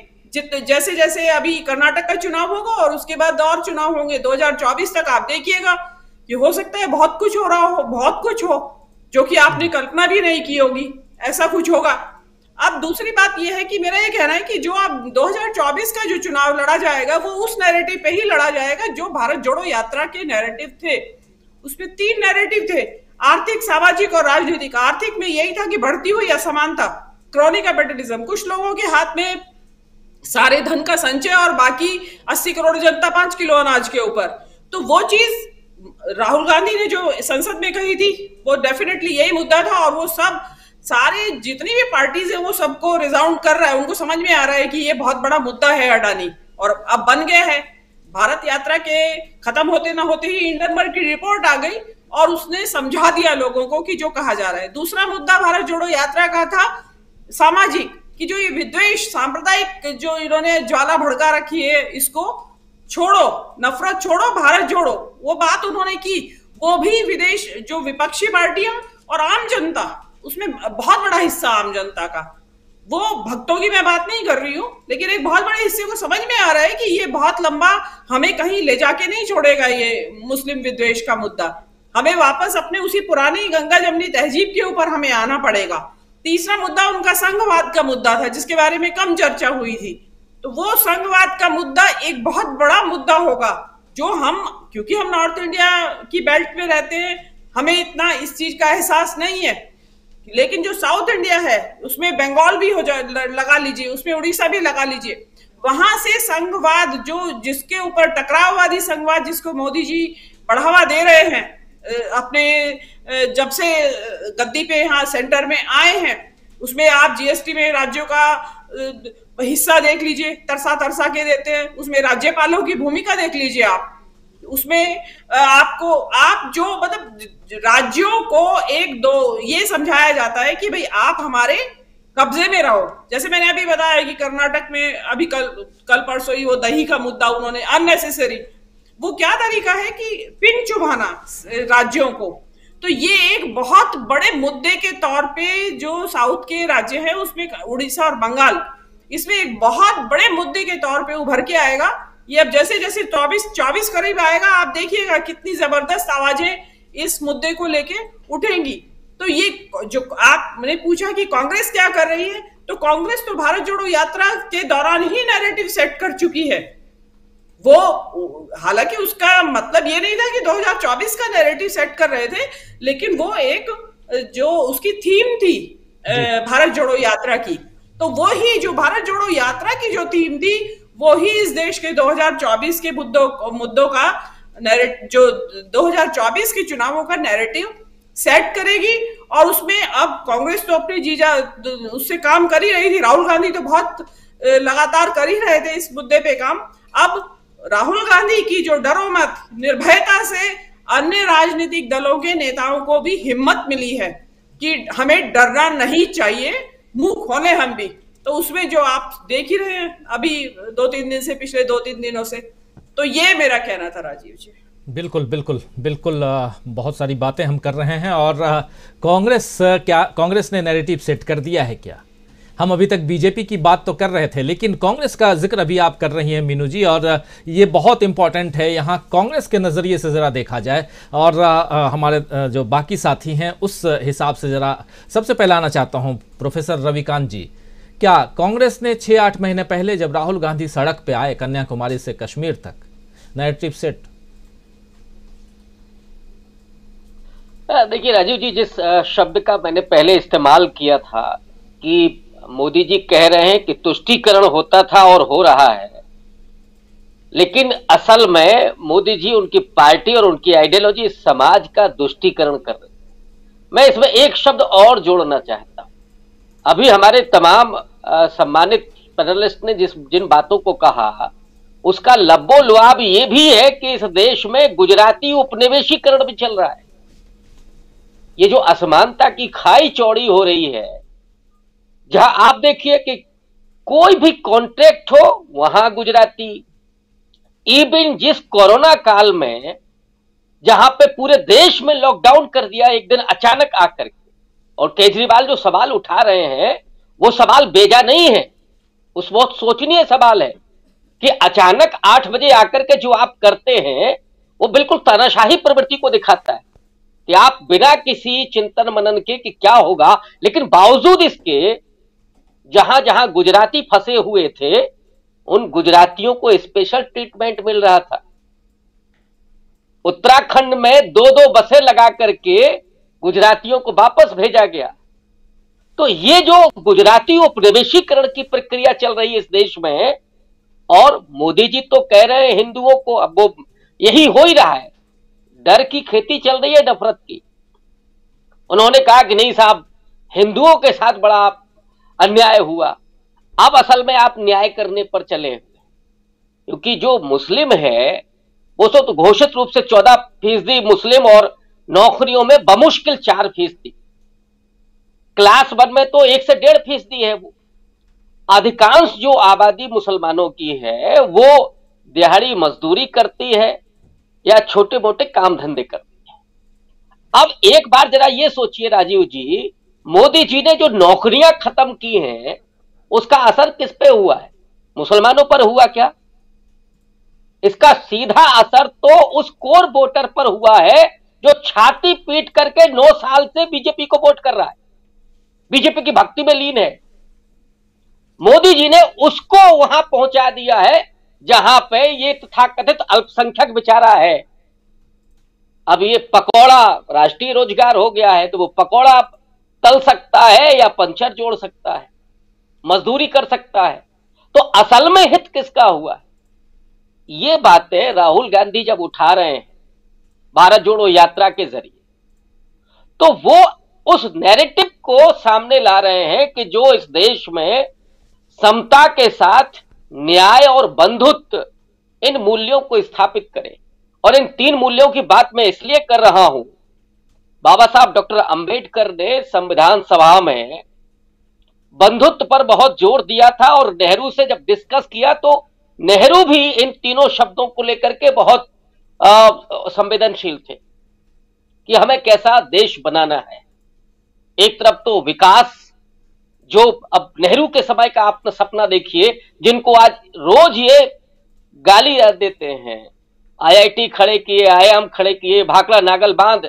अरे जो विकास जिससे होता है असल में, वो तमाम साधन, तमाम संसाधन उस युग में शुरू हुए जब देश में भुखमरी थी और दुनिया की 2 बड़ी ताकतें उस नेहरू की तरफ देखती थी, जिस नेहरू का देश आधा अनाज पर जी रहा था अमेरिका कि किस खेमे में जाए खड़े होंगे नेहरू, अमेरिका के खेमे में आएंगे कि रूस के खेमे में आएंगे। ये उस समय की ताकत थी। और अभी जो प्रशांत जी ने बात की G20 में क्या हो रहा है, मोदी जी ने इस देश की हालत क्या बना दी। राहुल गांधी को लेकर के पूरी दुनिया में इस समय, और उन देशों में खास करके जो इस पूरे दुनिया को एक तरह से संचालित करते हैं, वहां से राहुल गांधी की तारीफ है। और इस देश माहौल मोदी जी ने क्या बनाया है वो भी एक्सपोज हो रहा है। ये चिढ़ है और कुड़हानी ये है कि मोदी जी चाहते तो ये थे कि शांति का नोबेल प्राइज मिल जाता, लेकिन ये जो सत्ता की बेबसी है वो क्या करे, वो उनसे नहीं छूटती। झूठ, फरेब, छल, छद्म, तो अमित शाह के शब्दों में कहूं तो कुछ डरा, ये सारी चीजें।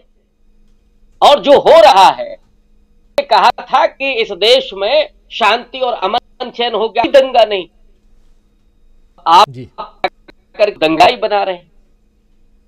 पिछड़ों के आदिवासियों के साथ क्या किया राजीव जी? उस गुजरात में जो जिसको प्रयोगशाला होता है, अभी दोनों में दलित मंदिर में नहीं घुस पाता है, लेकिन लेकिन दंगा इस्तेमाल हुआ, उनको आपने अपराधी बना दिया।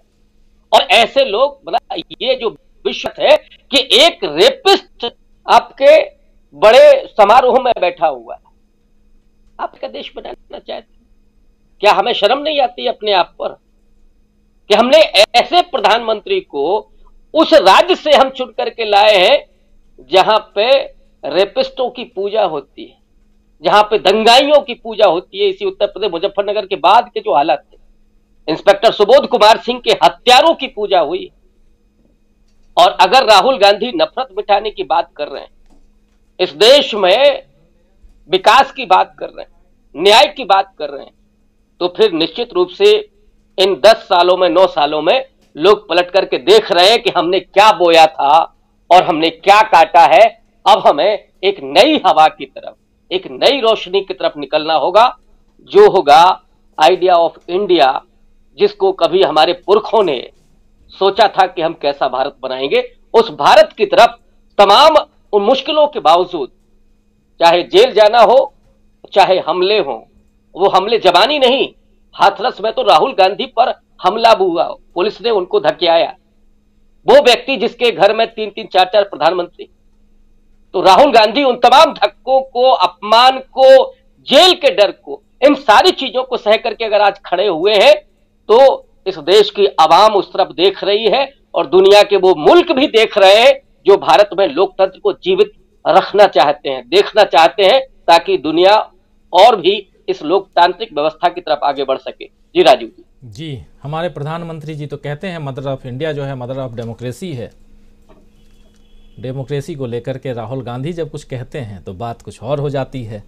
तो और जो बात आप कह रहे हैं, बिल्कुल वही बातें राहुल गांधी भी दोहरा रहे हैं और पहले भी दोहराते रहे, पहले भी करते रहे हैं, लेकिन इस बार ही राहुल गांधी के ऊपर भी हमले हो रहे हैं। प्रशांत टंडन जी, अब समय कम है बचा हुआ आपके पास और फिर संजय जी के पास आऊँगा क्लोजिंग कमेंट के लिए। पहले आपके पास आता हूँ। कर्नाटक की बात आप कर रहे थे, कर्नाटक सेकंड राउंड में कर्नाटक पे बात करूँगा। मैं चाहता भी था कि आज कर्नाटक पे, और धीरे धीरे उस पर बात करनी भी पड़ेगी हम लोगों को ज़्यादा, क्योंकि चुनाव का वक्त है और सबसे ज़्यादा नज़रें उसी पर टिकी हुई हैं। जो कुछ भी निकल के आएगा 2024 के लिए, तय मानिए कि उसकी रूपरेखा कर्नाटक से शुरुआत, उसकी मतलब जो पिच, जिस नैरेटिव की बात कर रहा हूँ, वो नैरेटिव वहीं से मिलने वाला है। किस रूप में देखा जाए, हालांकि राहुल गांधी 5 अप्रैल को जाने वाले थे कर्नाटक, अब उनकी सभा 5 को नहीं बल्कि 9 को होगी और 9 तारीख को ही कर्नाटक में प्रधानमंत्री नरेंद्र मोदी भी हैं, यानी कि प्रधानमंत्री मोदी और राहुल गांधी आमने सामने होंगे। 5 तारीख की प्लानिंग चुनाव से पहले की थी राहुल गांधी की, लेकिन अब चुनाव की घोषणा हो गई है तो शायद इन लोगों ने अपनी प्लानिंग बदली है और अब 4 दिन बाद पहुंच रहे हैं। लेकिन किस रूप में देखा जाए पूरे कर्नाटक के चुनाव को और उसका 2024 पर क्या असर होते हुए, पड़ते हुए देखा जाएगा? जी, कर्नाटक में जाने से पहले सिर्फ एक बात और जोड़ दें कि जो डिग्री का विवाद पूरा चल रहा है, देखिए डिग्री को लेकर राहुल गांधी की डिग्री पर भी चर्चा हुई थी, बहस हुई थी, सवाल खड़े हुए थे। बीजेपी नहीं किया था, 2014 की बात है। कैम्ब्रिज यूनिवर्सिटी ने स्टेटमेंट इशू करके ये कहा कि राहुल गांधी ने एमफिल हमारे यहाँ से किया, वो अच्छे छात्र थे, हमें उन पर गर्व है। ये कैम्ब्रिज यूनिवर्सिटी के वाइस चांसलर का बयान आया मीडिया में। यही बात गुजरात यूनिवर्सिटी क्यों नहीं कर देती है? उनके लिए तो गौरव की बात है कि उनका छात्र भारत का प्रधानमंत्री है। अब कर्नाटक की बात, ये कर्नाटक में जो कुछ हो रहा है बहुत रोचक हो रहा है राजीव जी, और प्रधानमंत्री की यात्राओं को लेकर वहाँ बहुत बातें हो रही हैं। और प्रधानमंत्री जब से 2015 से कोई 23-24 बार 32 बार जा चुके हैं कर्नाटक। अच्छा, वो कर्नाटक कब जाते हैं? चुनाव के इर्द गिर्द जाते हैं। अभी चुनाव के पहले 8 विजिट हो चुकी हैं। अब वो चुनाव के इर्द गिर्द जाते हैं। जब कर्नाटक कोरोना की मार झेल रहा था तब प्रधानमंत्री नहीं गए वहां पे। जब कर्नाटक में कुछ और मुसीबतें आती हैं तब वो नहीं जाते वहां। सिर्फ चुनाव के इर्द गिर्द जाते हैं। अब वहाँ पे बहुत इस बात को लेके वीडियोस बन रहे हैं, चीज़ें बाहर आ रही हैं कि उनकी विजिट के माने क्या हैं। जैसे बेंगलुरु एयरपोर्ट के पास वो एक विजिट पे गए पिछले महीने, जहां उन्होंने 59 करोड़ रुपए की मूर्ति का उद्घाटन किया। उस उद्घाटन समारोह, उस 59 करोड़ की मूर्ति को उद्घाटन समारोह में 32 करोड़ रुपए खर्चा हुआ। तो टैक्स पेयर का पैसा कितना खर्च हो रहा है, कैसे बर्बाद हो रहा है, ये बातें हो रही हैं। अच्छा, दूसरा एक जो इनके लिंगायत समाज के बड़े नेता और बीजेपी के बड़े नेता BSY यानी येदियुरप्पा, उनके बेटे को लेके मजेदार बातें हैं। अब उनके बेटे को खड़ा किया गया मुख्यमंत्री के, पूर्व मुख्यमंत्री के सामने उनकी पेशकश हुई, लेकिन वो वहाँ से हट गए और सिद्धारमैया के सामने उनको खड़ा करने का था वरुणा सीट से, अब वहाँ से हट गए। अब वो ये कह रहे हैं कि जो हमारी फैमिली सीट है शिकारीपुरा, वहाँ से खड़े होंगे। तो बहुत कंफ्यूजन है बीजेपी के अंदर। अच्छा, जो MLA छोड़ के गए थे और चुनाव जीत गए थे बीजेपी के टिकट पे, वो वापस आ रहे हैं कांग्रेस में। अगले 2-3 दिन में बहुत सारे नाम आपको सुनाई देंगे कि जो लोग कांग्रेस में वापस आ रहे हैं। तो वहाँ पे स्थितियाँ बड़ी डावाडोल है बीजेपी को लेकर, और खासकर येदियुरप्पा को लेकर। येदियुरप्पा सिर्फ अपने बेटे या अपने परिवार के इर्द गिर्द वहाँ पे दिखाई देंगे। बीजेपी के लिए ये सीट उतनी ही महत्वपूर्ण है, कर्नाटक इतना ही महत्वपूर्ण है जितना यूपी है। क्योंकि अगर कर्नाटक जाएगा तो एक तो माहौल तो बनेगा ही बनेगा, माहौल के साथ साथ दक्षिण भारत में, जिसकी बात मैं पहले भी कर चुका हूँ, कि दक्षिण भारत में एक फुटहोल्ड आपका जाएगा। और चिंता बीजेपी की वहाँ पे क्या है कि बीजेपी ने 36% वोट शेयर पे 106 सीटें जीती हैं और कांग्रेस ने 38% वोट पे सीटें जीती 80। तो कांग्रेस की जो सेफ सीट है ज्यादा मार्जिन वाली, वो ज्यादा है बीजेपी से। बीजेपी की जो कम मार्जिन की सीटें वो बहुत ज्यादा है, जहां पे बीजेपी कम मार्जिन से जीती है। और वो बीजेपी की परेशानी की बात होगी जिस पे हम लोग आगे चर्चा करेंगे। राजीव जी।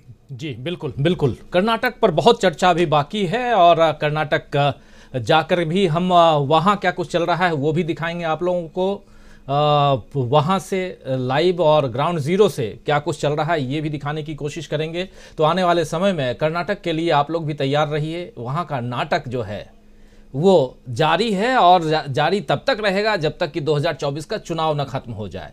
लेकिन कर्नाटक के साथ साथ उत्तर प्रदेश का चुनाव क्यों इतना इम्पॉर्टेंट है, और जब कर्नाटक, उत्तर प्रदेश, महाराष्ट्र, उधर पश्चिम बंगाल और बिहार क्यों, ये जो 5-6 राज्य हैं वो क्यों महत्वपूर्ण है, ये सब आप समझ जाएंगे जब इन यहाँ के सीटों को आप जोड़ेंगे, उसके बाद समझ में आ जाएगा।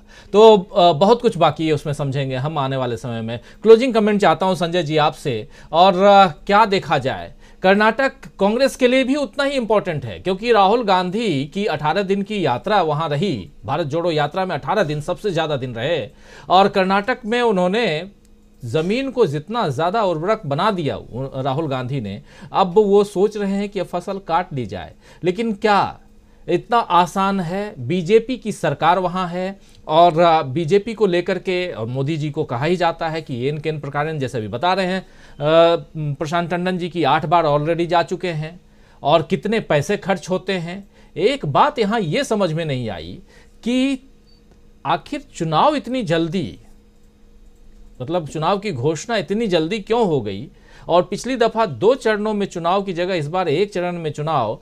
क्या ये सब इलेक्शन कमीशन का भी जो पहले रवैया होता था और अब के रवैया में फर्क है, ये भी है क्या, जरा बताइए। बिल्कुल होगा, नहीं होने का कोई कारण नहीं है। मैंने ठीक है कि सुप्रीम कोर्ट ने नोटिस लिया और कहा है लेकिन जो उनकी व्यवस्था है वो है, और जो उनकी रणनीति है, जो उनकी कार्यशैली है, उस हिसाब से तो वो होगा ही।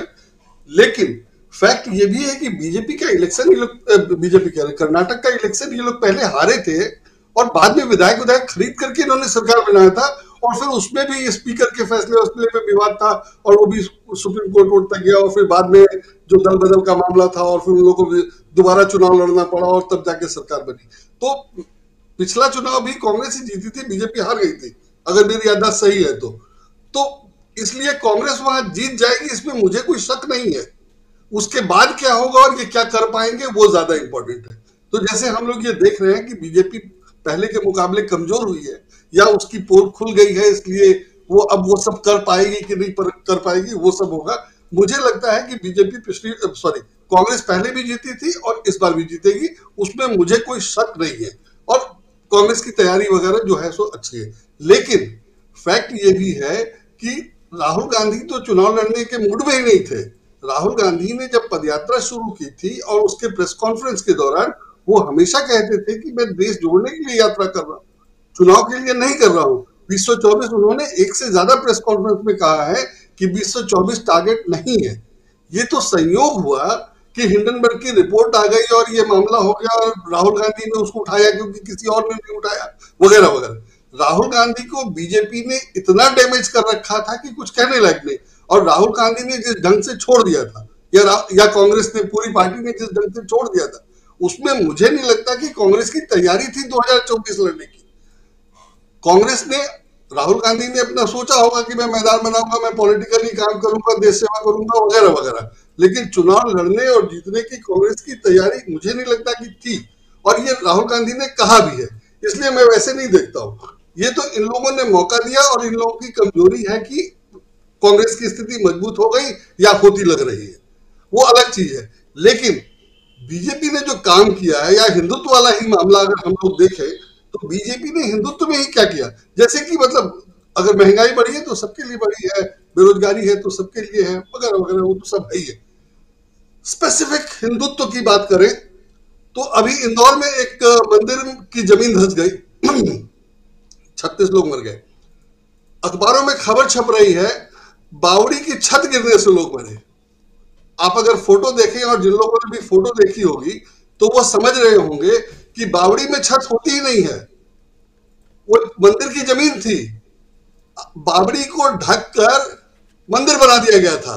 और आज हिंदुस्तान टाइम्स में फोटो है, मैं पहले बता नहीं पाया, आप दिखा सकते थे, पहले पेज पे फोटो छपी है, उसको आप देखेंगे तो बहुत क्लियर है कि एक बावड़ी को ढककर मंदिर बना दिया गया, और उसमें सिर्फ भगवान की मूर्ति बावड़ी के बाहर है, बाकी पूरा मंदिर जो तस्वीर में दिख रहा है वो एनक्रोच्ड लैंड है।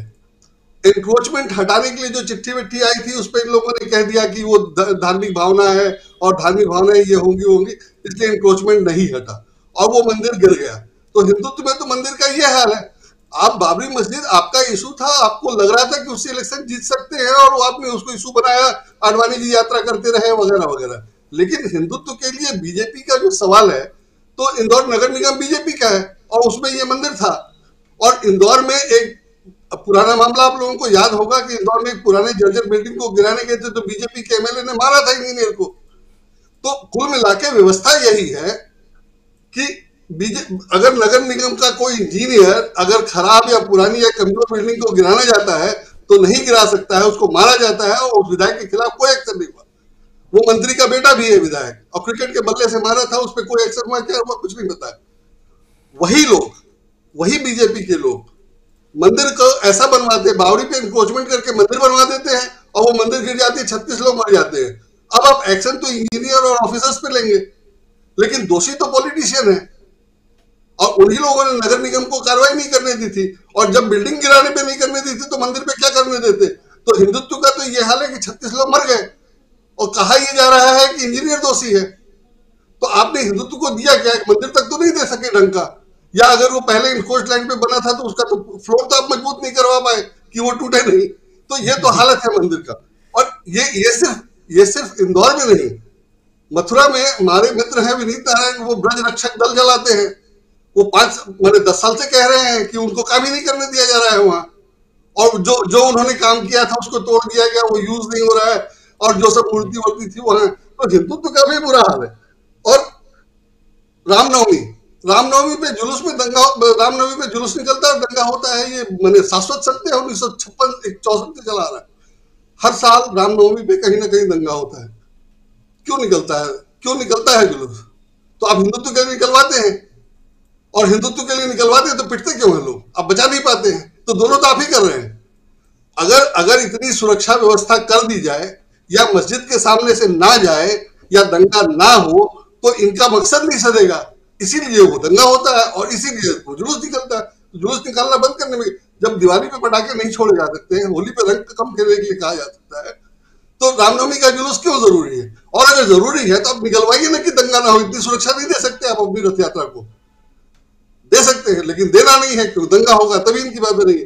और बंगाल वाले मामले में ममता बनर्जी ने साफ कहा है कि दंगे के लिए ना हिंदू दोषी है, ना मुसलमान दोषी है, बीजेपी दोषी है। ये आज छपा है अखबारों में, सब लोग जानते हैं। और एक विषय से, और दंगे पे पूरी कहानी 1964 से लेकर के चले आई। जमशेदपुर में 64 में दंगा हुआ था, और तब से लेकर अभी तक की दंगे की रिपोर्ट देख लीजिए। हर जगह बीजेपी वाले इन्वॉल्व होते हैं, हर जगह नाम है, और सब विधायक मंत्री बने।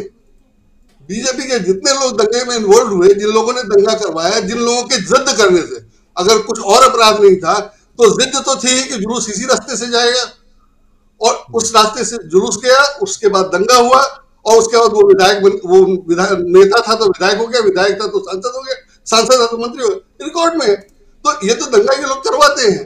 तो अगर इस ढंग से ये लोग कर रहे हैं और लोगों को अभी तक नहीं समझ में आ रहा था, तो अब तो समझ में आ गया। लेकिन फैक्ट ये है कि हिंदुत्व का भी कोई फायदा नहीं हुआ है।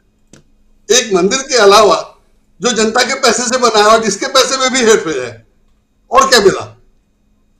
और वो एक बहुत बढ़िया ये पुराना स्ट्रक्चर था जो हम लोग पुरातत्व भवन को बचा के रखते हैं, वो आपने गिरा दिया। यही तो किया है। बाबरी मस्जिद की रक्षा क्यों नहीं करनी चाहिए थी? एक पुरातत्व भवन था तो उसको आपने गिरा दिया, उसकी जगह मंदिर बना देंगे तो कौन सा बड़ा काम कर देंगे? मंदिर का तो ये हाल कि आपने बावड़ी पे इंक्रोचमेंट करके बना हुआ, 36 लोग मर गए। ये वाला बढ़िया बनेगा, यहाँ कोई नहीं बनेगा। लेकिन देश भर में मंदिर तो इंक्रोचमेंट करके बना हुआ है, उसको क्यों नहीं ठीक कर दे रहे हैं? उसकी जमीन अमीन क्यों नहीं ठीक कर दे रहे हैं? वो ज्यादा जरूरी है। तो मेरे ख्याल से हिंदुत्व के लिए कोई काम नहीं हुआ है। हिंदुत्व मुद्दा है चुनाव के लिए, उससे वोट मिलता है, वो चल रहा है। अब मोदी जी अपना जो बोलना चाहते हैं वो तुष्टीकरण, और ये तुष्टीकरण, वो सही बात है, वो तुष्टीकरण ही है और कुछ नहीं है। जी बिल्कुल बिल्कुल, जो वादे थे वादे तो निभा ही रही है। बीजेपी वादा किया मंदिर बनाने का, वादा किया 370 हटाने का, ये वादे निभा रही है। लेकिन कब उन्होंने कहा, बीजेपी वालों ने कहा कि नहीं आपके अच्छे दिन आएंगे, वो तो जुमले थे। तो इसलिए अच्छे दिनों की बात मत कीजिए। एक मंदिर दे दिया, वहाँ जाइए और धुनी रमाइए और प्रसाद खाइए। अगर ना मिले तो बाहर जो है आप खड़े हो जाइए लाइन में, आपको प्रसाद मिल जाएगा। और नौकरी नहीं मिलती है तो वहाँ कोई दुकान ले लीजिए और वहाँ पकौड़े की दुकान अच्छी चलेगी। तो ये सब आपको अयोध्या में अगले साल से उपलब्ध रहेगा आपके लिए। बहुत बहुत धन्यवाद देता हूँ संजय जी, आप अपनी बात रख रहे थे, और प्रोफेसर रविकांत जी, मीनू जी, प्रशांत टंडन जी, प्रोफेसर अखिल स्वामी जी, दीपक पाचपोर जी, अमलेंदु उपाध्याय जी, आप सबको बहुत बहुत धन्यवाद, बहुत शुक्रिया। जुड़े रहे, लंबा वक्त गुजर गया आप लोगों के साथ, पता